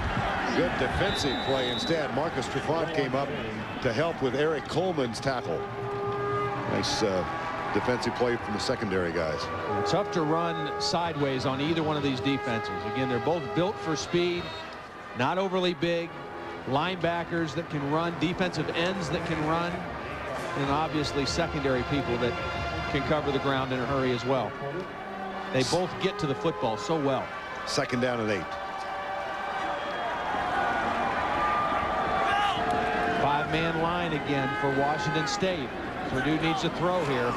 And the blitz as well. And the quick flip out to the right side for Stratton. And a flag thrown from way downfield. I mean, the official who threw the flag was a good 30 yards away.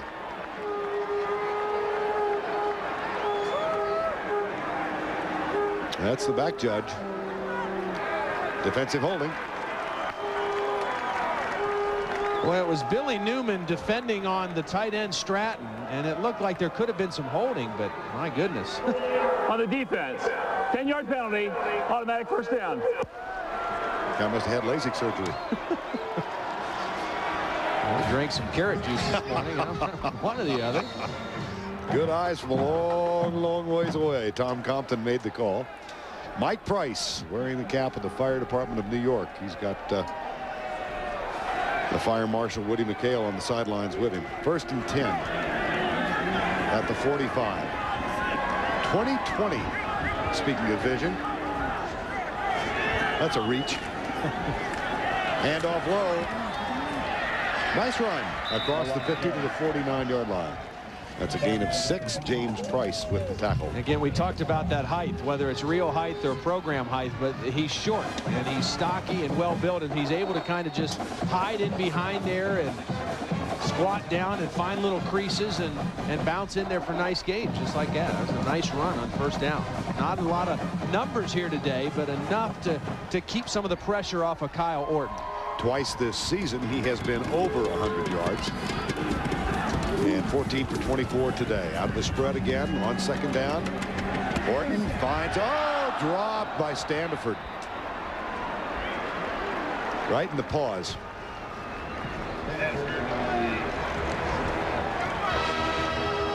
Again, the pressure coming, and the only guy that can come free is on the way outside. So Orton able to stand in there and make the throw, and that time Standiford just a little anxious to start running before he catches the football. Purdue 7 of 13 on 3rd downs now. 3rd and 4 for Kyle Orton and the Boilermakers. And they are at the 49 of Washington State. Here comes the pressure. Across the middle, there's the tight end, and that Here's a first down. They've really been effective with this. You know, on the 3rd down and 5, 3rd down and 4. Just a little easy throw to the tight end. He's bigger than the strong safety, Billy Newman, that's covering him. He's a nice big target. And he's crossing right over the face, or right in front of the face, of the quarterback, Kyle Orton. It's an easy read and an easy throw for the young quarterback. 8 catches now for 52 yards for Tim Stratton, and a first down and 10 at the 44-yard line. A.T. Simpson again in the ball game, wide to the left. Here's Lowe, tries to break into the secondary and gets to the 40. Now, Tim Stratton, we talked about him being the all-time leading receiver at Purdue, and he's number 5 on the Big Ten list. We asked Jim Chaney, the offensive coordinator, what makes him so special? What stands out about him? He says he has great hands, has the best hands of anybody on the team, and he just knows how to get open. He finds a way to get open, and we've certainly seen that here in the ballgame today. Here's a play fake. Orton coming to his right, gets a good block, but then the pressure got to him, and he's tackled back at the 43-yard line. I'm not so sure that Kelly Butler, his right tackle, didn't hit him harder than anybody from Washington State. The scramble, and Butler was coming back to try to help out and peel a guy off, and he got involved in the tackle too. There's Kelly Butler, a very talented athlete, 6'8", 299-pound redshirt freshman out of Grand Rapids, Michigan. Again, one of those new youngsters on the offensive line that's kind of growing into the position each week. 3rd and 9, 3-man in front, and 5 are coming, and there is Orton hit from behind. That's an incomplete pass, and he was belted by Billy Newman on the blitz. Yeah, one of the few times that Kyle Orton didn't know where the pressure was coming from. It's going to come from his backside, and he has no idea it's coming. He thinks he's protected. He thinks he's okay. Has no idea that Billy Newman is bearing down on him. So a nice job by the Washington State defense coming up with the big 3rd down play. And their sky punter, the short punter, Scott Kurz, is in for the 2nd time today. They call him the sky punter, and there are a couple of flags thrown. We're going to have the interference, I think. Yeah. Well, there was no fair catch signal by Coleman, but still a violation of the halo, or the protective area there for the return man.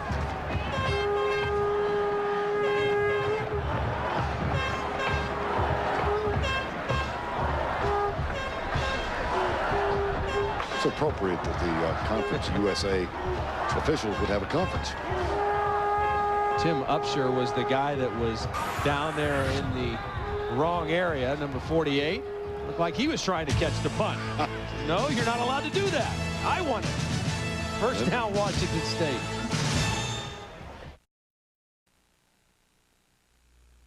CBA Sports presentation of the Wells Fargo Sun Bowl is sponsored by Wells Fargo Bank. www.wellsfargo.com. Knights of Columbus. In service to one, in service to all. And by Aflac. Ask about it at work. Tied 20-20 in the 3rd quarter from the Sun Bowl in El Paso. And again, the pressure on Gesser. He throws it a little too high and had Bush wide open.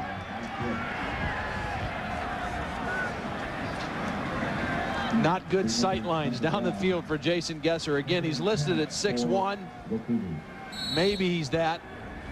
But when that pressure comes inside and gets up in his face, it's hard for him to see those seams down the middle of the defense.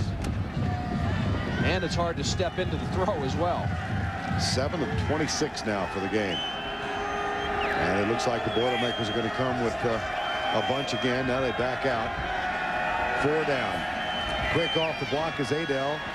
And Gesser moving, firing, incomplete. He really is uneasy back there. Well, and they did the same thing to him that time. They baited him into the audible, and then they jumped out and played zone. So he checks to a play to beat man-to-man blitz, and they play zone, and he ends up having to throw it away. Cougars trying to become a 10-win team for only the 3rd time in the history of the school.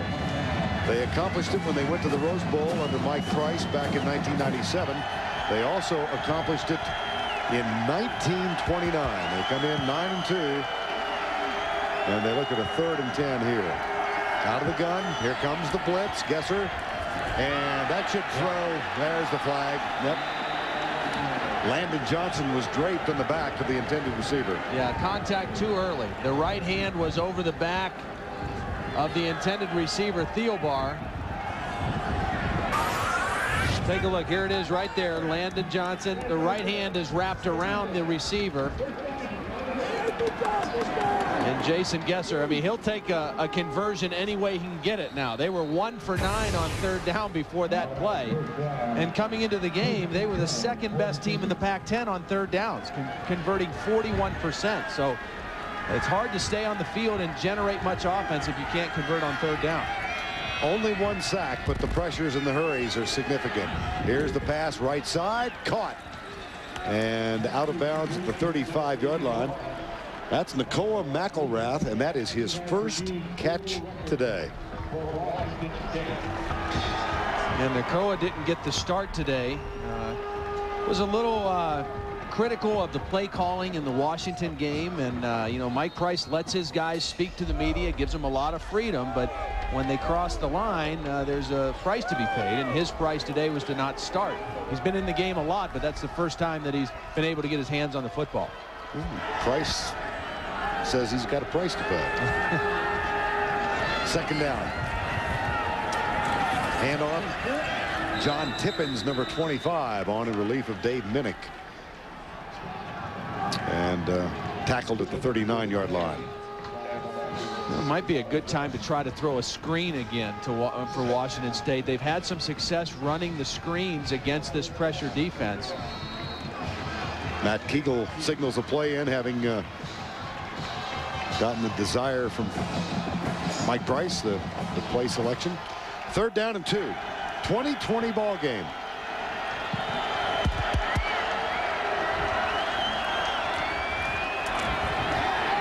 Handoff Minnick.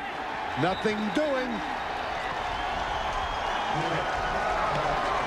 Excellent job by the Purdue defense. Craig Terrell, number 92, is the guy who just stuffs it. I mean, he does not move an inch. And that forces Minnick to bounce it outside. Watch Terrell right over here, number 92, just sit in here and hold his ground. And he forces Minnick to bounce it outside. And then the rest of the black shirts are there. Alan Cox on to punt. And Seth Morales waits it. Nice and deep. Morales chased all the way back. Lets it go over his head into the end zone. And that's a 62-yard punt, resulting in a touchback. 20-20. We play with 6:49 to go in the 3rd from El Paso. The regular season comes to a smashing conclusion when the Patriots collide with the Panthers, the Jaguars battle the Bears, and then the Jets rumble with the Raiders. Sunday on CBS. Hey, how you guys doing? I'm Jason Gesser, and on behalf of the Washington State Cougar football team, I'd like to wish everybody a Happy New Year. Go Cougs. That don't sound right.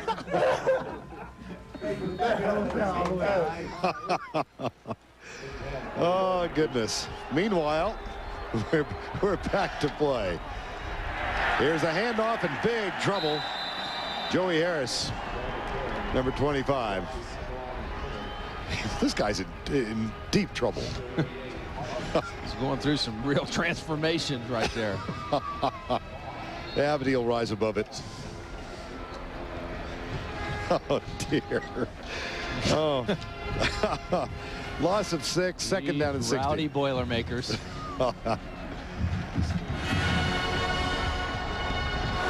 2nd and 16. 20-20 ball game. 6:10 to go, 3rd quarter. And Orton again working out of the shotgun, just as beat the play clock. Here comes Randall Smith. And Orton just dumped it, and it was almost intercepted. Well, I don't know if Lamont Thompson just knew exactly where the ball was. I mean, because the career Pac-10 interception leader, if he'd got an eye on the ball, he might have been able to pick this one up and score. The pressure from Randall Smith, and Orton just kind of carelessly flips it out there. And Lamont Thompson almost came up with a huge play for the Cougars. 3rd and 16. Sun tries to break through the clouds. The overcast skies. 6:03 to play. Here comes the blitz again. Orton got him. Sacked and dropped at the 8-yard line. Billy Newman, number 10. Good coverage downfield. It was not a full-scale blitz. They only showed a 3-man rush, and then they brought one and dropped out. Here's the 3-man, and then Newman is going to come from the corner and get Orton. Newman comes off the slot, and Orton not able to avoid him. He's got 2 sacks today now, Billy Newman. Travis Dorsch, they come after him. Don't block this one. And Eric Coleman at the 48 comes to the left side. Doesn't have much blocking help. Actually loses yardage across the 50 to the Washington State 49-yard line. Sean Phillips, 40-yard punt, -2 on the return. You just got to keep your head about you. Every now and then you need a little kick in the butt. And now, heroes of our game, presented by Knights of Columbus.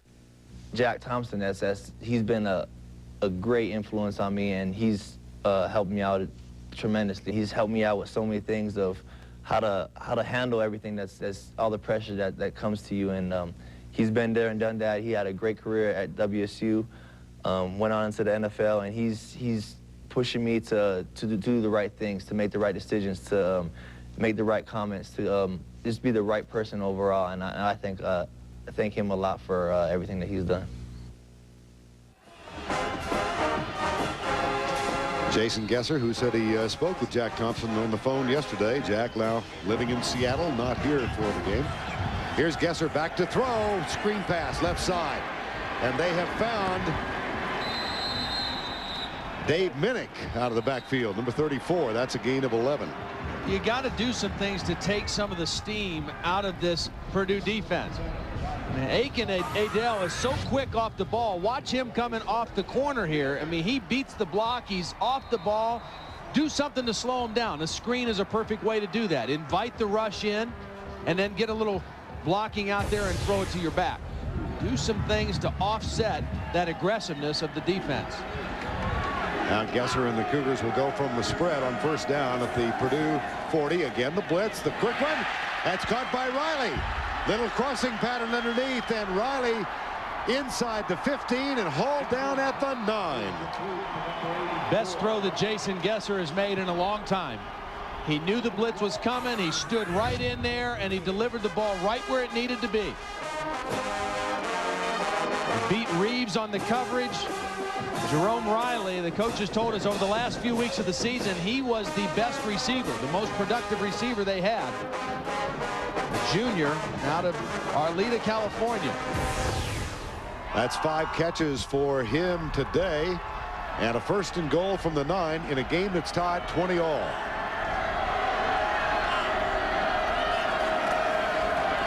Handed off to Minnick up the middle. Nice run. To the 5-yard line. Stop made by Sean Phillips, number 22.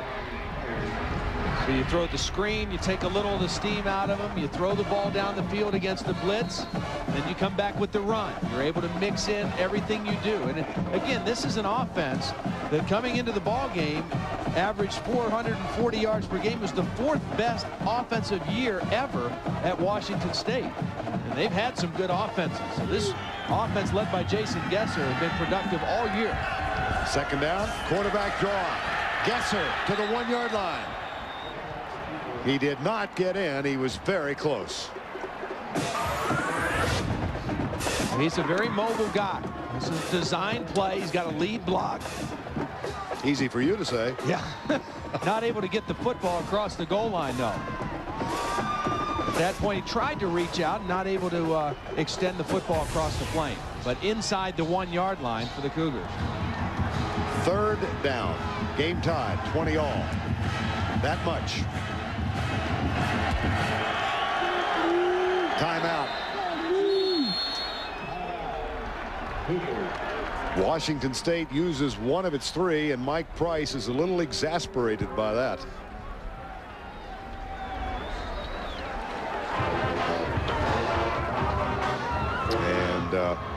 Let's check in with Jill Arrington. Well, I'm here with honorary Purdue captain Kenneth Pepe. I know that it's an honor for you to be here. You're a 9-year veteran of the NYPD. Tell me, what inspirational words did you have for the Boilermakers today? Well, I told the Boilermakers, just come out and work as hard as you can and hit them hard. And I yelled at them a little bit, and they got real excited, and they told me I was their token captain, and they're going to do it for me. So let's give them all the luck they can, and good luck, Purdue. Well, I see you wanting to suit up and get out there, enjoy the game, and we appreciate your service. Let's go over to Andre, who's with your friend on the fire department side. Yeah, I'm here with Fireman Woody McHale. He's in from New York as well.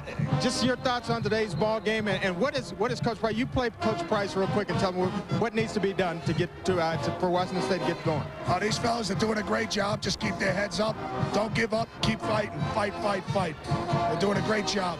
Both teams are doing a great job. Right. As you can tell, he's lost his voice. He's very into this game. Thanks, guys. Back up to you. All right, Andre. Thank you. 3rd and goal. Quarterback sneak. Gesser. There's a penalty, though. Flag is down, thrown on the far side. It may just be that Purdue lined up off sides. A nice little quarterback sneak by Jason Gesser. He hesitated a little bit.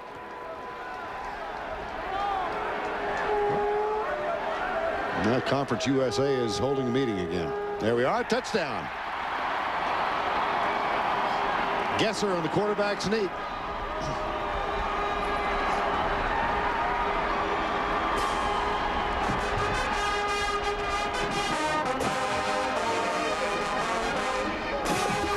Take a look again now. Jason Gesser's going to hesitate and then go to the right side, and clearly he and the ball well over the goal line for the touchdown. And here comes the extra point. Drew Dunning. Up and good.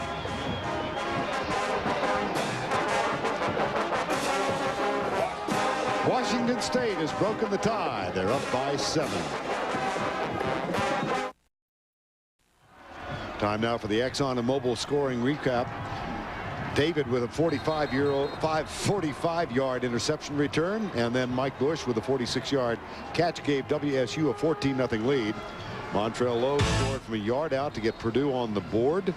That made it 14-7. Then Dorsch with a field goal made it 14-10. Drew Dunning countered with a field goal for Washington State to increase the lead to 7. And then Stubblefield with a 3-yard touchdown catch. Extra point was good, and Dorsch just before halftime into the wind from 51 yards away. It was 20-17 at the half.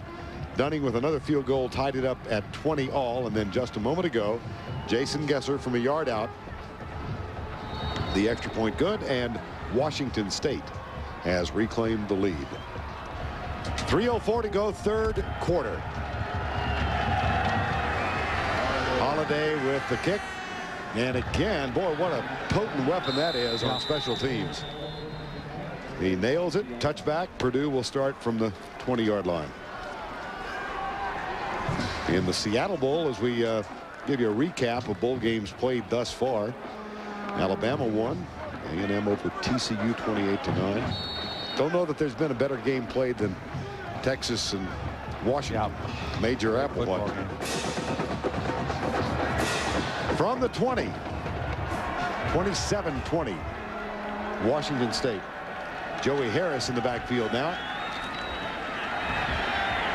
And Purdue goes deep for Standiford. Adjustment in the battle for the ball. Lamont Thompson was covering, and he was doing so well. I'm impressed with Lamont Thompson. I mean, he's a free safety. He's a big, rangy guy, 220 pounds, and he's able to get out there and make plays on wide receivers out in the open field. He's a guy who is making his 34th start in his career today. Sat out last season, had a neck injury, and just took the whole year off to recover from it, and came back for this his senior year, actually his 5th year. He's had a great year. 2nd down from the 20, 2nd and 10. Quick flip left side. Standiford has the grab, and he is driven out of bounds at the 27-yard line by Eric Coleman. Washington State's flying around a little more here in the third quarter. I mean, their defense is getting after him a little bit more. The pressure is getting to Kyle Orton a little bit more. Bill Doba, the defensive coordinator, able to kind of get his team settled down there at halftime, and they've played very well here in the third quarter. 3rd and 3.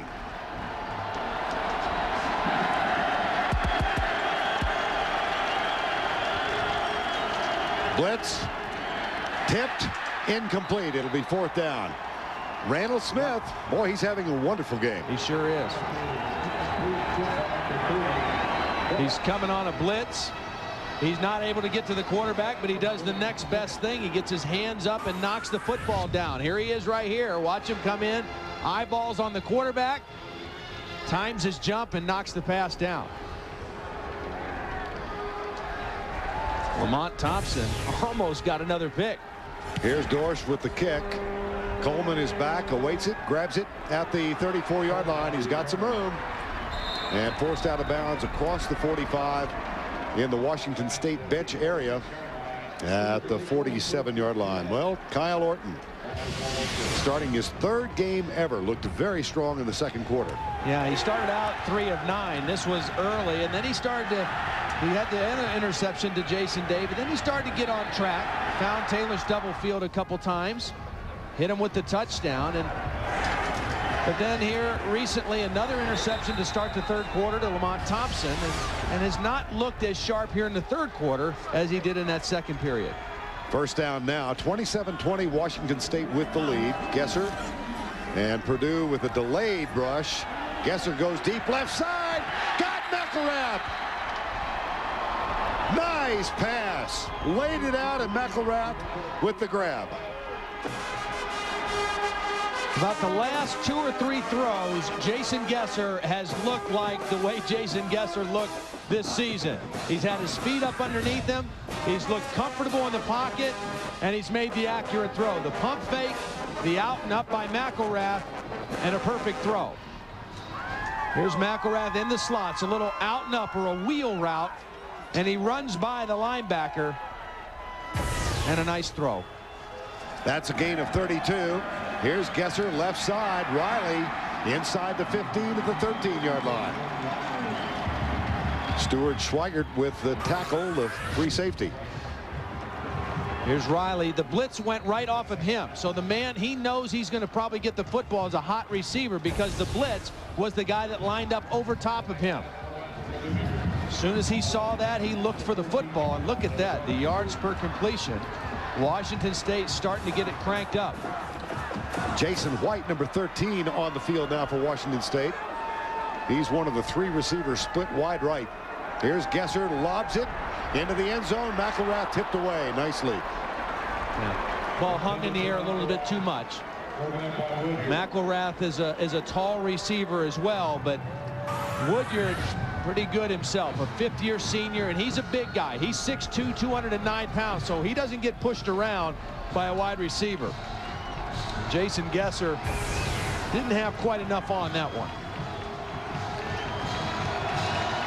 WSU 2 of 11, 3rd down conversions, 3rd and 1 out of the spread. Here comes the blitz across the middle, too high. At that time, Jason Gesser, I think he threw it a little too early. He kind of threw it backing up. He didn't step into it real well, and the ball sailed on him. Purdue came with the blitz, but that time the offensive line did a pretty nice job of picking it up, and Jason Gesser not able to stick it in there. That'll bring on Drew Dunning. He is 2 of 2 thus far, and this one from 30 yards out. Dunning 16 of 20 on the year, including today's play. High snap. Hold is down good, and the kick is perfect. So Dunning with his 3rd field goal, and Washington State, under the leadership of Mike Price, takes the lead. Mike Price, born in Denver, but he grew up in Everett, Washington.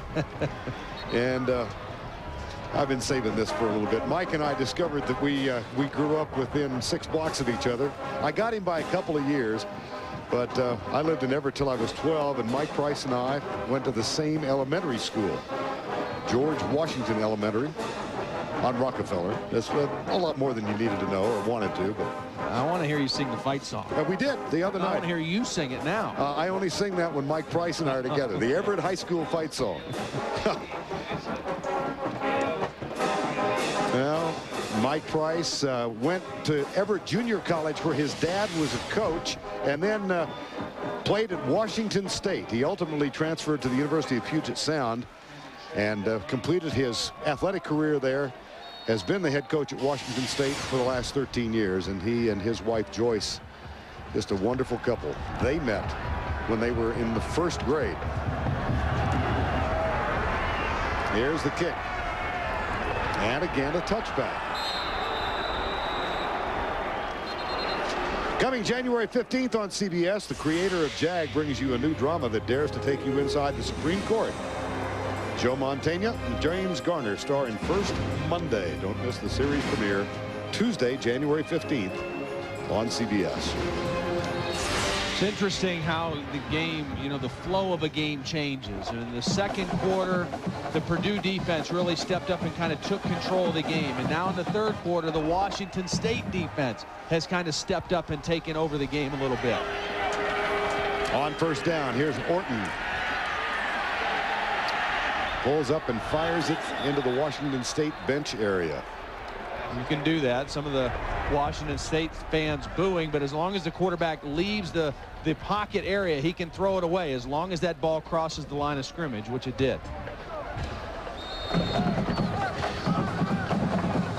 Talked about him going to that Elite 11 quarterback camp in California. He had already committed to Purdue before he went, and Drew Brees was one of the counselors at that camp, and he just got a chance to kind of hang out with Drew the whole week and pick his brain, and really learned a lot of football that week from Drew Brees.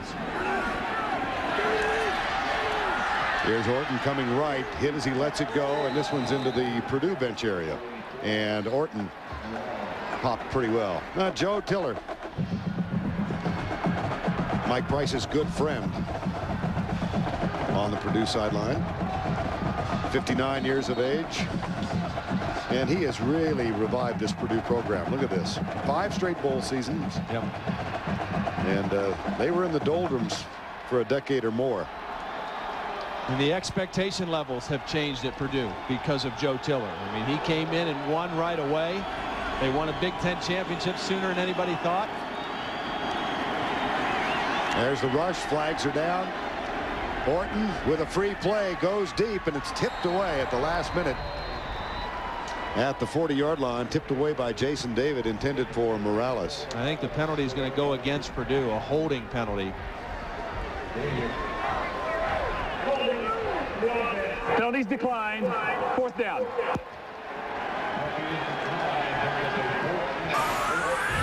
Take a look. It's on the right side. It's either going to be Tyler Moore or it's going to be Montrell Lowe. There's Tyler Moore with the takedown. Didn't quite get him down, but hog-tied him anyway, or hornswoggled him, or whatever you say down here. What do you say in that pass? Hornswoggle will do. Yeah, that's a good Texas word. We can get you out of Canton, but not for long. Here's Coleman out of bounds at the 27-yard line.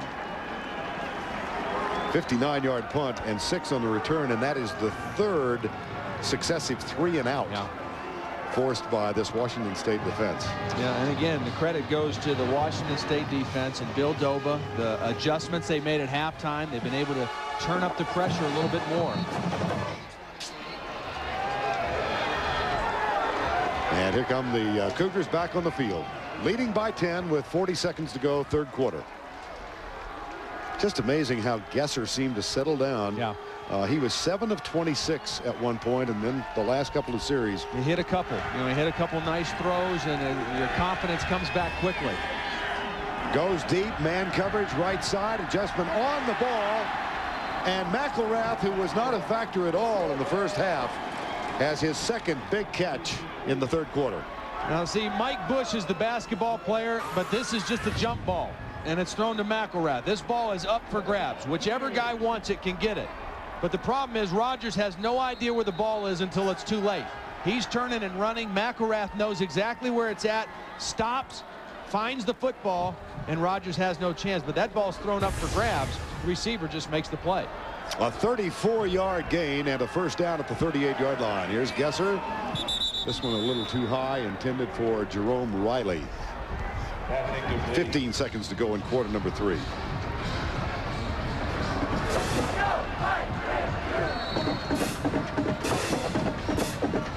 Nakoa McElrath 3 for 70 yards in this ball game. And for the season, you see their combined efforts. 67 catches for McElrath, 45 for Bush. And both 9 touchdowns. And they both can go up and get the football in the crowd. 2nd and 10, reverse. McElrath goes right. He's weaving his way inside the 30 and down at the 25. That's a gain of 13. And Washington State is assuming control of this game.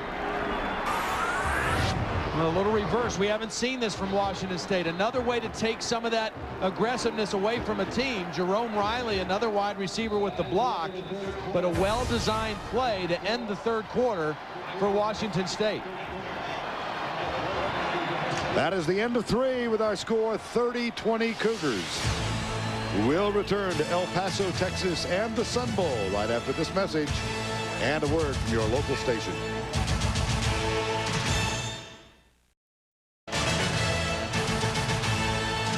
Welcome back to the Wells Fargo Sun Bowl in El Paso. A crowd of 47,812 on a cloudy day and chilly as well. We began the 4th quarter and Washington State leading by 10, 30-20 and threatening. Gesser, quick back up, left side. He's got McElrath open and McElrath out of bounds at the 20-yard line. Washington State trailing at the halftime by 3, but Todd, they really grabbed this thing by the throat here. Yeah, in the they quarter. did a great job coming out of the locker room. Special teams got them good field position the whole quarter. Defense stepped it up, really took charge, and then the offense kind of responded, and they outgained Purdue in that 3rd quarter 157-29. So they've really assumed control of the football game here in the 2nd half. And threatening now with the 2nd down and 5. Gesser looking right, goes deep right side, and that one is intercepted in the end zone. Rodgers. Antoine Rodgers. Well, this was a bad decision by Jason Gesser. He thought he had single coverage, man coverage, and it was really not man, because Rodgers was just kind of drifting back there, and he came off of the inside route and just drifted back with the quarterback. Watch, this is Rodgers. Now he's not going to stay with Mike Bush. He's going to keep drifting back on this corner route. He doesn't stay short. He reads the quarterback and drifts right back to where the football is and makes the interception. Gesser thought he had single coverage to McElrath, but he ended up throwing into double coverage. After the turnover, ball at the 20. Here's Orton back to throw. He's going deep. Way downfield for Standiford, tipped away by the All-American Lamont Thompson. He's really a good player. Yes, I mean, he's a fun guy to watch. I mean, he's a rangy guy. Standiford has excellent speed, but Thompson gets over there, helps out Billy Newman, and does what a free safety's supposed to do. He plays center field. He helps out on the deep routes. See that second line, the 8 interceptions this season, tied a record held by Richard Reed, but Thompson, 9th interception earlier today. Yeah, and 4 of those came in one game against UCLA. That's right. Standiford gets the grab for 5 yards out to the 25-yard line. That's going to set up a 3rd down. Big play right here for Kyle Orton. You know, the defense comes up, makes a play. They stop the bleeding a little bit. A conversion here, and they can start to swing momentum maybe a little bit back to them. 3rd and 5. 3 down. Cougars are blitzing, bringing everybody. Nice play. That's a 1st down at the 32-yard line.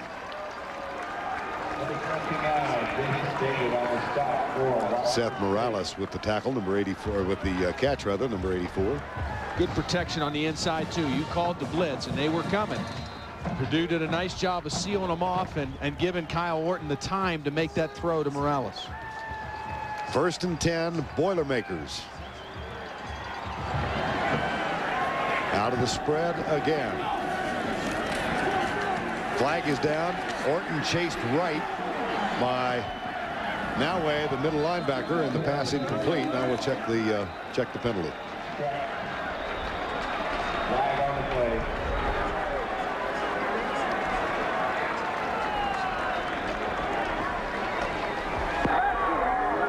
Offside on the defense. 5-yard penalty, still 1st down.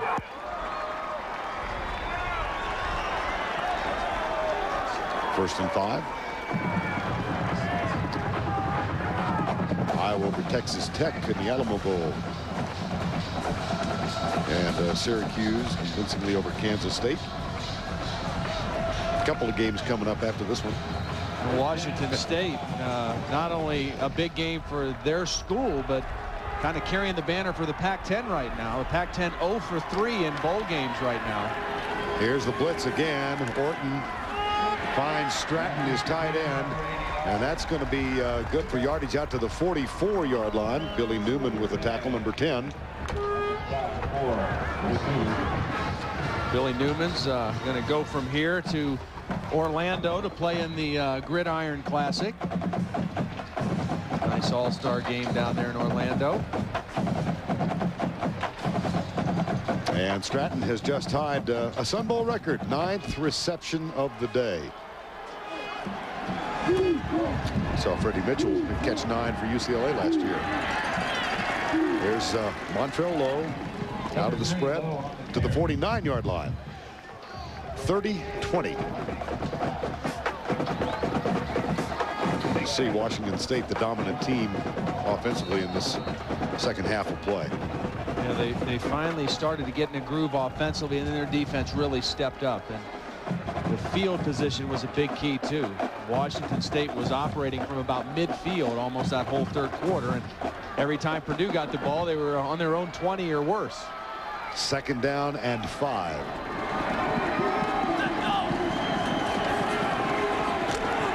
Orton tried to throw, couldn't, sacked. Isaac Brown, number 9, got there. These guys are not very big, but they are quick. I mean, Isaac Brown is a defensive end. And he's rushing right here, number 9. He's kind of following the quarterback, and then when he sees him vulnerable, he goes and gets him. He's a defensive end who only weighs 220 pounds. So he's got to utilize his quickness and speed to make plays. 3rd and 9 following the 4th sack of the afternoon. Orton across the middle. He's got a wide receiver. Stubblefield inside the 40 and a 1st down. Purdue. Gain of 23. That time Washington State chose not to blitz. They had guys up there showing blitz, but they dropped out into zone. And that enabled Kyle Orton to stay back there and find the crossing route. Under 12 to go. And a 1st down, 10 now. Knoll breaks out wide to the right side.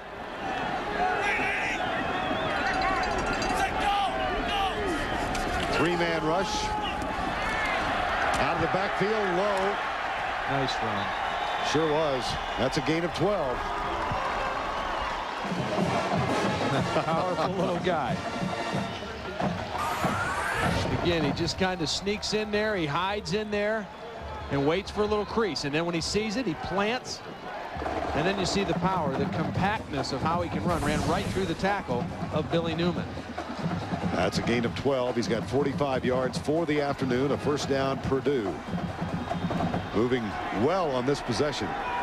Now Stubblefield and Standiford both split wide to the left. Looks like the blitz is coming. It is. Orton goes deep left side for Stubblefield and can't find him.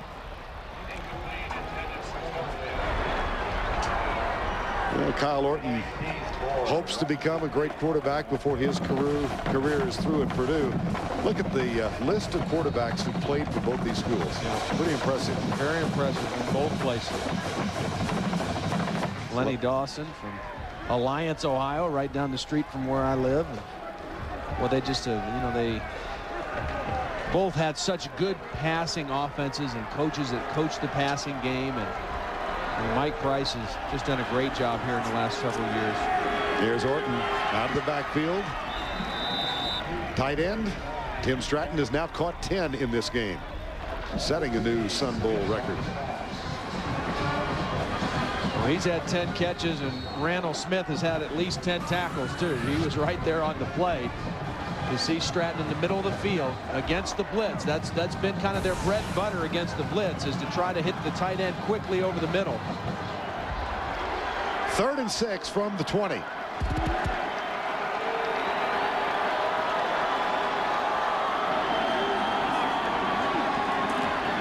Orton goes deep, has a man. Oh, picked off.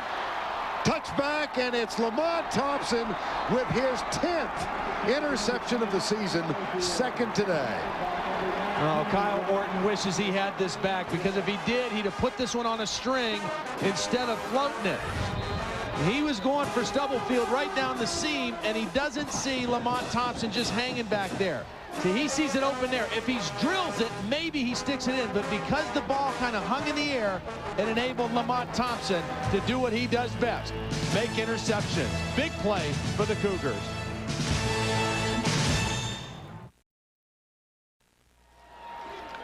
We've got a paid crowd of 47,812 inside the Sun Bowl, and a couple of guys who decided to take the less expensive route.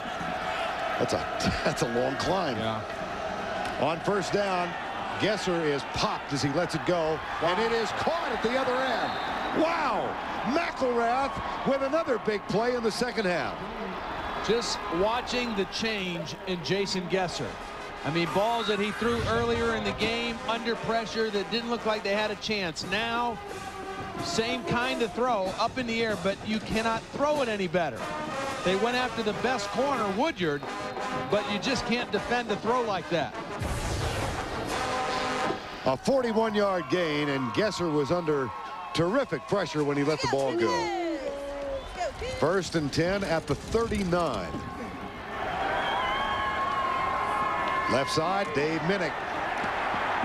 And he busts loose inside the 30. And let's check in once again with Andre Ware. Guys, all the pressure that Jason Gesser's seen all afternoon, he's not going to throw for a high percentage. But what it does, it allows him to throw outside to one-on-one to McElrath and Bush. He's doing a fine job in the 2nd half of completing those passes down the sideline in one-on-one coverage. Back up to you guys. Yeah, he really is, and you can see it in his eyes. I mean, he's just kind of got the feel back that he feels like he can make the plays again. There's Minnick again. Dave Minnick, the soon-to-be 28-year-old senior. His birthday coming up on January 18th. Got a little emotional yesterday when he was chatting with us about this, his final game for Washington State. Said he'd tell us what it all meant after it was over. He didn't want to talk about it too much. 2nd down and 6. He was also very excited to meet you. I mean, normally when we go places, everybody's excited to meet Jill. Right. Dave Minnick was excited to meet Vern Lundquist. It's a great Vern Lundquist. Yeah, it's an old man recognizing an older man.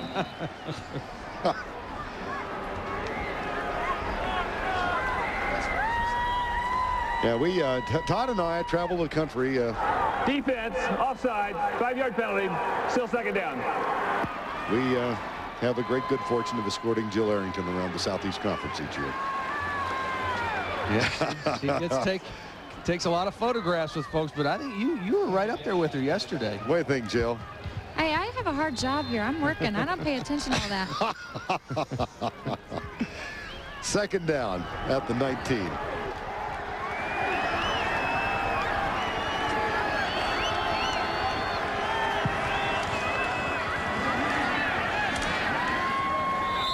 You know what's amazing about this Washington State football team, and we talked to Mike Price about it, is they're so different than the team that went to the Rose Bowl in '97. The team that went to the Rose Bowl had one injury the whole year. Right. Same starters all the way through. This team hasn't started the same 22 guys in 2 consecutive weeks all year.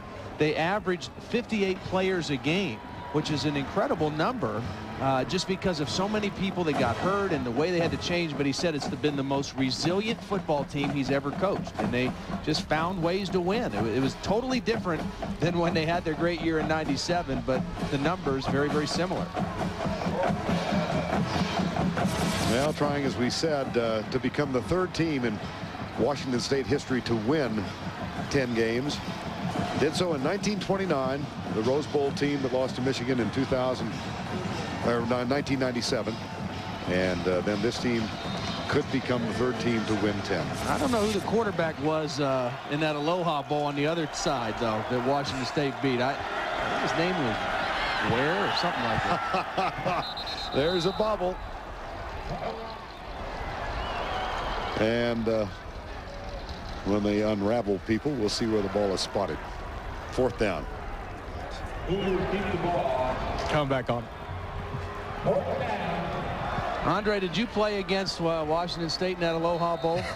It was the worst afternoon of my football career, Todd. I mean, it was a terrible afternoon. But give credit to Washington State. They played outstanding that afternoon. Andre didn't have many bad days as a Houston Cougar. That's for sure. Here's Dunning for the field goal attempt. The hold is down. The kick is up, and it is perfect, as he has been today. Drew Dunning from 37 yards out, and that increases the Cougars' lead. They're up by 13.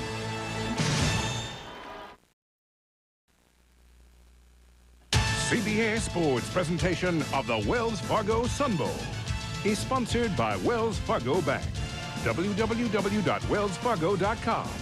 America Online version 7.0. There's never been a better time to get online. And by the United States Army, an army of one. 7:37 left in this one, and Washington State up by 13, 33-20 in the 68th annual Sun Bowl in El Paso. 5 of 7 kickoffs have been touchbacks. This one into the wind will be returned for Holiday, and Stubblefield brings it out to the 23-yard line. Well, time now for the CBS Sportsline stat of the game. We talked about this at the very beginning of the broadcast. Forced turnovers, both teams capable of takeaways, but who could capitalize with points off those turnovers? And you see Washington State 20 points on the 5, and Purdue only 7 on the 4. Get complete bowl game stats at cbs.sportsline.com or America Online, keyword CBS Sportsline. Orton comes left on first down. Standiford makes the grab. Marcus Trufant misses the initial tackle, and then James Price catches up with him. Well, we've called his name a lot. Lamont Thompson, the free safety out of Richmond, California, has had a nice ball game. 2 interceptions. He's had about 10 tackles in the ball game. He's knocked down several passes. This pass complete to Standiford across the middle for the first down. And there is Lamont Thompson in his final game for Washington State. 9 tackles today, 2 interceptions. First down, 10, Purdue. Bring this one back. A flag thrown on the far side of the field.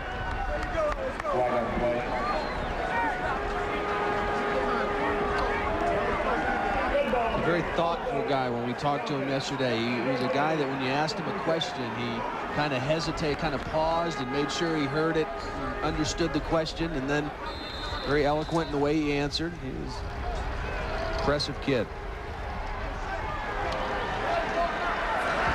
Now the school, here's Orton going right, throwing it off balance and out of bounds.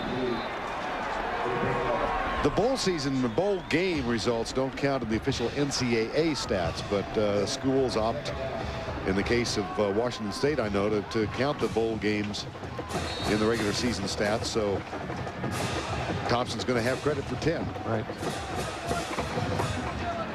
6:37 to go in this one. 33-20.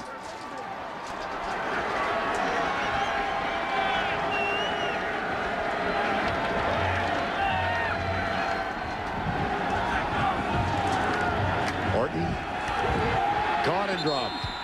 Fred Chavis, number 6, with the sack back inside the 25-yard line. That's the 5th sack today. Man, this is one that's not supposed to happen, because this is not an all-out blitz. It's just Chavis right here is just going to overpower the fullback in their blocking. He just runs right through the block of Cedric Brown and gets to the quarterback. And a flag thrown on the near side and the far side. Symphony of yellow. Dead ball. Ball start on the offense. 5-yard penalty. Still 3rd down. Now, Jimmy Rogers, who was our host with the Sun Bowl, he was inducted a couple of years back into the legends of the Sun Bowl. Jimmy has been a businessman here all of his life. He and his wife Jody have become dear friends over the years. Neat guy. 3rd down. And Orton goes deep for Stubblefield. Diving catch is made up at the 50-yard line. How about that for a 3rd down conversion? I think they got exactly what they needed. No blitz, and so Orton able to hang in there and wait for it to open, and then find Stubblefield. And you see the strength of Kyle Orton's arm. I mean, he really does have an impressive arm. And he's a guy, a young kid, that's just going to get better and better. 3rd and 28, and they get 28. Now Orton looks deep, can't find anybody open, struggles forward and gets 5 on his own to the 45-yard line. Tupo. There's Stubblefield. He's got 8 catches today for 144 yards. So Stratton, the tight end, with 10, and Stubblefield with 8. And Taylor will be able to go home some this summer and hold his head up no matter what happens in this game. Back to Yakima, Washington. 54 passing attempts today. Across the middle, caught. Remember when Drew Brees threw for 83 times in a game at Wisconsin, and the Purdue guys were threatening us with trying 85 passes today? Well, they're encroaching on that figure. You know, one of the ironic things about that game when he threw 83 times too, Tim Stratton, the all-time leading receiver at Purdue, only 2 games in his career he never caught a pass.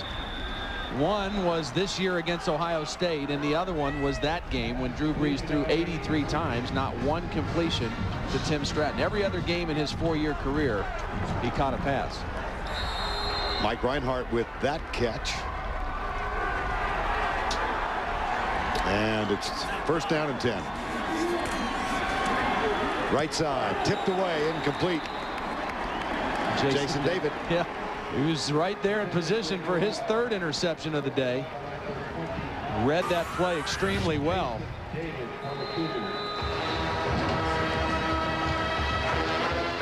Kevin Knoll, the intended receiver. 2nd down and 10.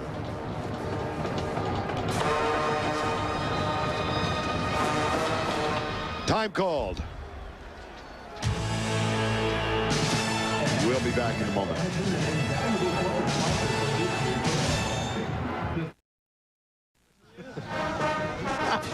One. 4:27 to go in the Sun Bowl. 2nd down, and here's Orton going deep across the middle, incomplete. A little confusion on that route. Tim Stratton and Kyle Orton a little mixed up there. But as has been the case here in the 2nd half, Washington State able to get to Kyle Orton. They didn't do it in the 1st half, but they certainly have done it in the 2nd half. 3rd and 10. Clemson defeating Louisiana Tech and Michigan State over Fresno State. Louisville at the half. 3rd and 10. Orton under pressure, incomplete. 4th and 10.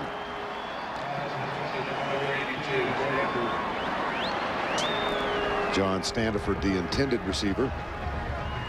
Joe Tiller came out of Toledo, Ohio. Said he wasn't offered a collegiate scholarship, athletic scholarship at a Big Ten school, and was offered one at Montana State in Bozeman. So he took up that opportunity, graduated from Montana State, began his coaching career late 60s as an assistant there. Spent quite some time in Calgary in the Canadian Football League up until the mid-80s. Here's the pass left, and it's good for the first down. Standiford inside the 30.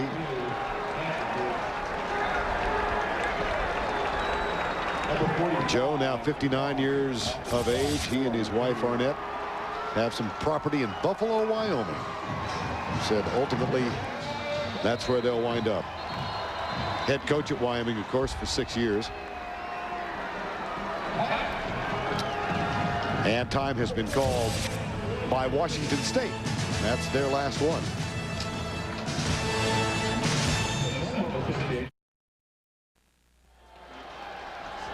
Now we've got the Sun Bowl. Beautiful setting here in El Paso at the southern end of the Rocky Mountains. Kyle Orton, 60 passes today. He's about to try his 61st. Deep in the end zone, overthrown in the end zone. Standiford was the intended receiver. I don't know that this is exactly what Joe Tiller wanted to get back to with the Purdue offense, but I know this is more what he's comfortable with, throwing the football. Early in the year, they were a little more conservative. They thought they'd be good on defense, thought they'd be good in the kicking game, knew that they were going to be young on offense, so they tried to play a little bit differently. But here, ever since they've gone with Kyle Orton, they've been airing it out again. He threw it 64 times in his first start against Indiana, 52 times against Notre Dame, and now he'll break all those records today. Incomplete. This is Jim Chaney right here. He's the offensive coordinator at Purdue. He was a nose guard at Central Missouri, but he said trapped in that body was always a quarterback that was trying to get out. And he's done a real nice job as Joe Tiller's offensive coordinator. 3rd and 10. Four wideouts.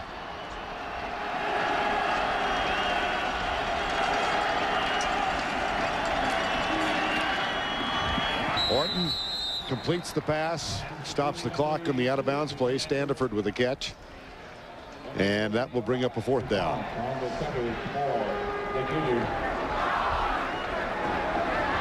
Fourth and 1.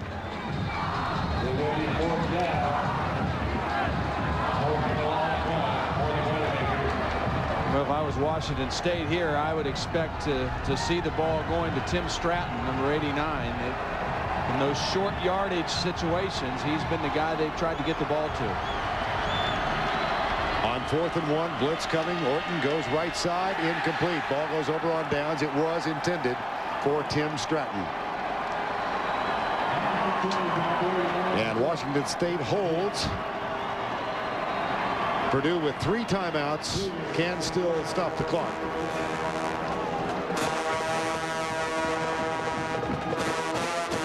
And the Cougars from Pullman, Washington, under 4 minutes away from capturing their 10th victory of the year. Like we said earlier in the game, they feel like next year is the year that they could be really good. They'll lose a few key guys. Nicola McElrath, Lamont Thompson, Randall Smith will be gone. Here's Dave Minnick, number 34, playing his final game, the soon-to-be 28-year-old. Well, of course, all college games were postponed in the aftermath of September 11th. The scheduled game for that weekend for Washington State was Colorado. The game unable to be rescheduled, so was canceled. Montana State took the place in the schedule. But look what would have happened if Colorado had defeated Washington State on the 15th.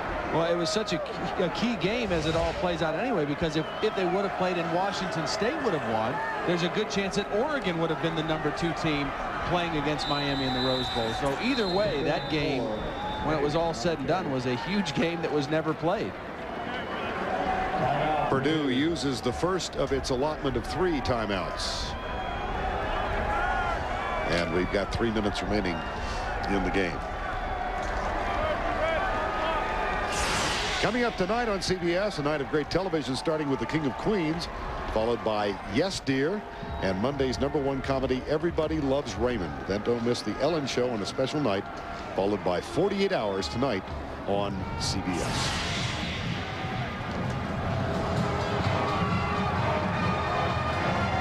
Well, those of you who are Cougar fans probably have already become aware of next year's schedule, but they'll open with Nevada and Idaho, then at Ohio State, Boise State, then they get into Pac-10 play, and finally conclude the season at Hawaii. You know, going back to that game that was canceled with Colorado, and Mike Price talked about, you know, one of the things that he was upset about that as much as anything is that they don't often get those big teams to come into Pullman to play, but that was a game that was supposed to be played in Pullman, and obviously a game they would have had a great chance of winning, but Mike Price got a nice football team.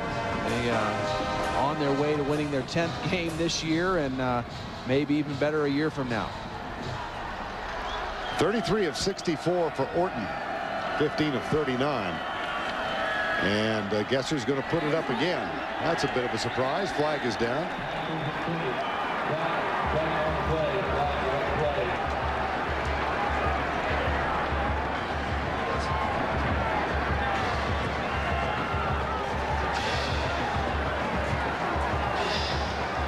Brady Doe with the hold, a backup safety, kind of out of position there, trying to run. Holding on the defense. 10-yard penalty, automatic first down. And here's the Boilermakers schedule for 2002. They'll open with Illinois State, then at Notre Dame and Western Michigan. Have a home game against Wake Forest. The Big Ten schedule to follow. After the hold, first down at the 35-yard line. First down for the Cougars.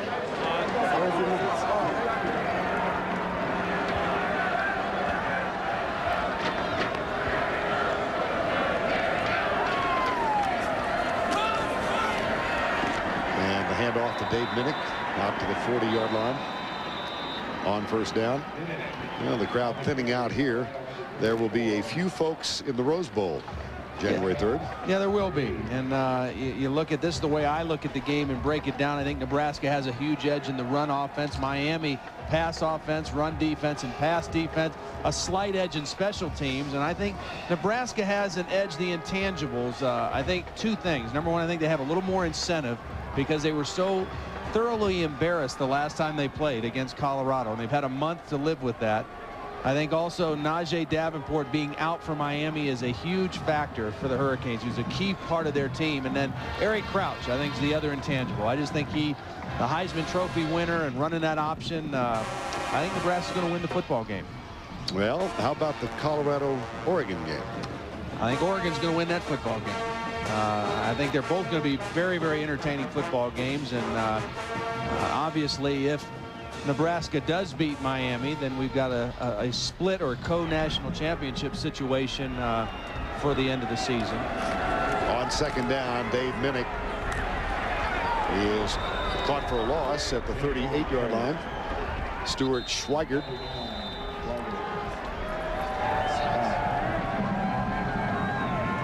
And Purdue uses its final timeout. And just a moment ago, Mike Price, Jason Gesser, that's a young quarterback talking to an old one.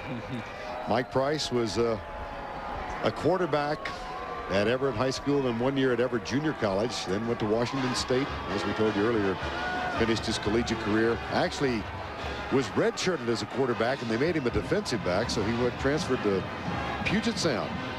Graduated from the University of Puget Sound. 2:39 to go, 3rd and 6. Mike Price has got two sons that are in coaching. His one son, Eric, who used to be on his staff, left to be with the New York Jets this year. And then his other son, Aaron, actually coaches the quarterbacks here for him at Washington State. Also the punters and kickers. Pass left side incomplete, stops the clock. It'll be 4th down. And time now for our Army player of the game. And we have chosen Lamont Thompson. 2 interceptions today, 9 tackles, defended 3 passes. The All-American free safety Lamont Thompson of Richmond, California, the Army player of the game.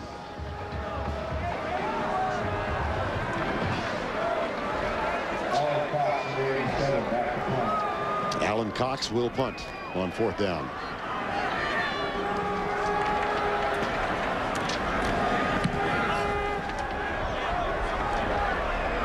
Taken by Morales at the 23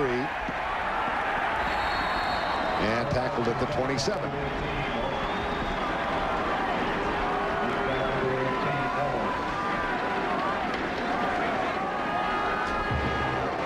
Curtis Nettles with the tackle. This is Aiken Adel, who's the best defensive lineman on the team, gets tangled up with one of the best special teams players at Washington State. He's a special teams captain, Jeremy Theobar. 1st down and 10. Both teams out of timeouts, and here's Orton deep down the middle. That one's incomplete. And it'll be 2nd down and 10. They may not have been kidding. They may get to 83 passes today. They convert a couple 3rd downs, they might.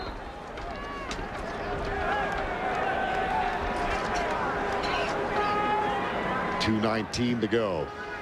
Well, this will be our final football broadcast, collegiate football broadcast of 2001.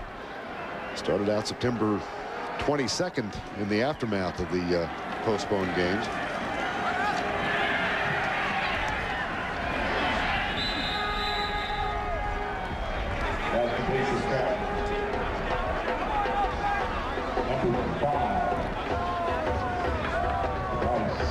And it's going to be 3rd down. 2:12 to go. 3rd and 3. I wonder if Mike Price is going to get the ice water bath here today. I'd say there's a pretty decent chance he will. Nice way for Tim Stratton to finish his Purdue career. There's Stratton with another catch over the middle. And the clock will stop as they move the chain. 2:05 to go in this one. 32 rushes, 68 passes. Good night. 69. Orton, deep left side. There's Stubblefield, got it! Touchdown! 51 yards. Don't go anywhere yet, folks. We're within a touchdown. And this is prevent defense. A 4-man rush picked up easily by Purdue, and then you just don't let this happen at this point in the game. Eric Coleman just let Stubblefield run by him. And if anything, you want to keep everything in front of you with a 13-point lead. Doors for the extra point. Got it.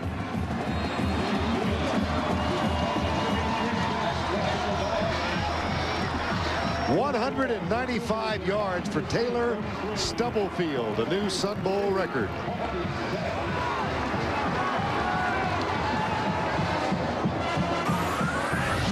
Well, they hit the big play to Stubblefield earlier in the game on a similar route down the seam.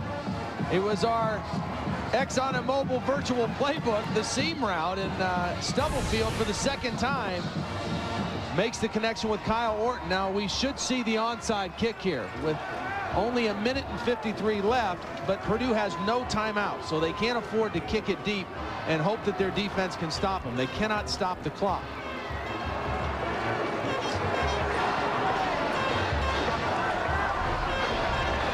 And again, a reminder of the lineup for tonight on CBS. King of Queens, Yes Dear, Everybody Loves Raymond, The Ellen Show, and 48 Hours. That's the lineup tonight on CBS. Onside kick coming. 446 for Purdue, 366 for Washington. Both kickers are on the field. Scott Kurz and Dorsch, number 11 and number 30. Trickery. Yeah. Sleight of hand, deceit. A very unusual formation, too, for Purdue. Have to move the ball back an inch and a half to make it legal.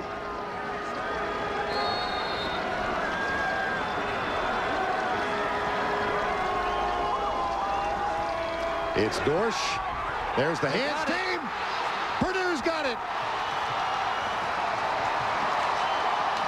Billy Newman for Washington State tried to catch it, and he had the first shot at it but could not make a clean catch.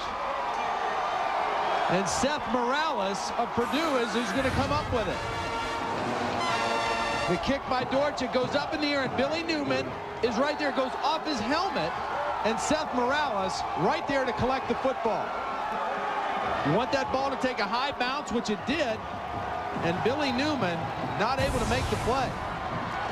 First down and 10 from the 49-yard line. Orton steps up, comes to his left, pulls up and fires it, caught inside the 30. Clock stops till they reset the chains. Standiford with a grab, a 21-yard catch. See, one of the problems is there on that last possession, Washington State kind of playing conservatively, and they got away from what got them where they were in this ball game defensively, playing aggressive, attacking the quarterback. Now can they crank it back up here with the game on the line? Left side, Standiford out of bounds to stop the clock at the 21.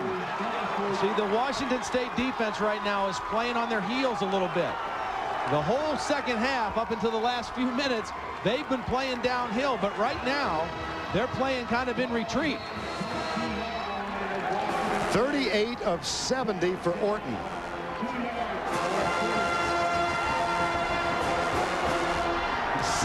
Passes. My goodness. Second down and 2. Orton pumps once, off balance, incomplete. Third down. Now Washington State, I'm sure memories of last year echoing somewhat throughout the team. They had 4 last-second losses in the year 2000. And on their heels here, third down. The most important thing right now for Kyle Orton is to get this first down. Get a new set of downs, plus it'll stop the clock. There's a lot of time left, 1:25, but you got to get this first down. Comes left again, tipped, incomplete, fourth down. Little hitch pass trying to get the ball to Stubblefield, and you called it deflected at the line of scrimmage. He was open.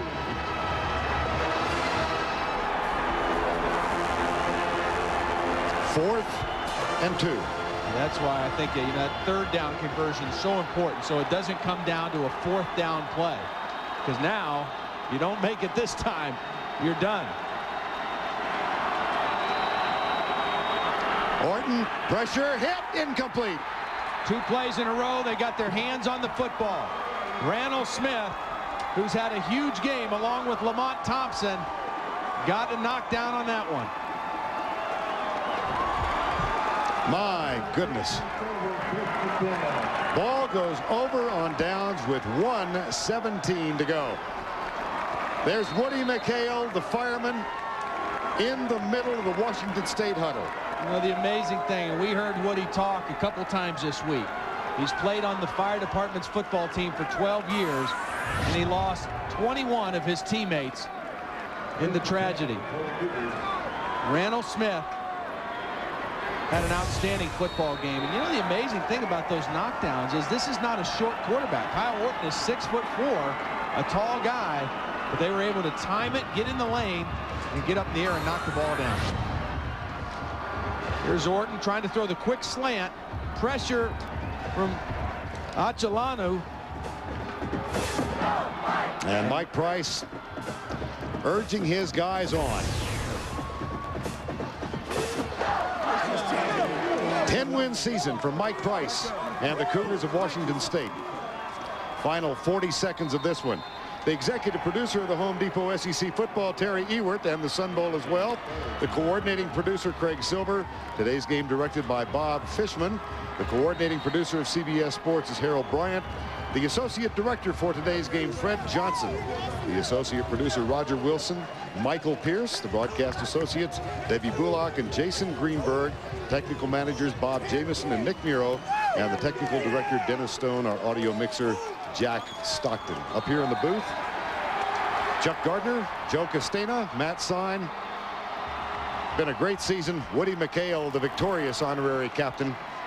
Detective Kenneth Pepe happy as well. I'm sure that he was here. Mike Price and the Washington State Cougars win their 10th of the season. They hang on and defeat Purdue 33-27. We go down to Andre.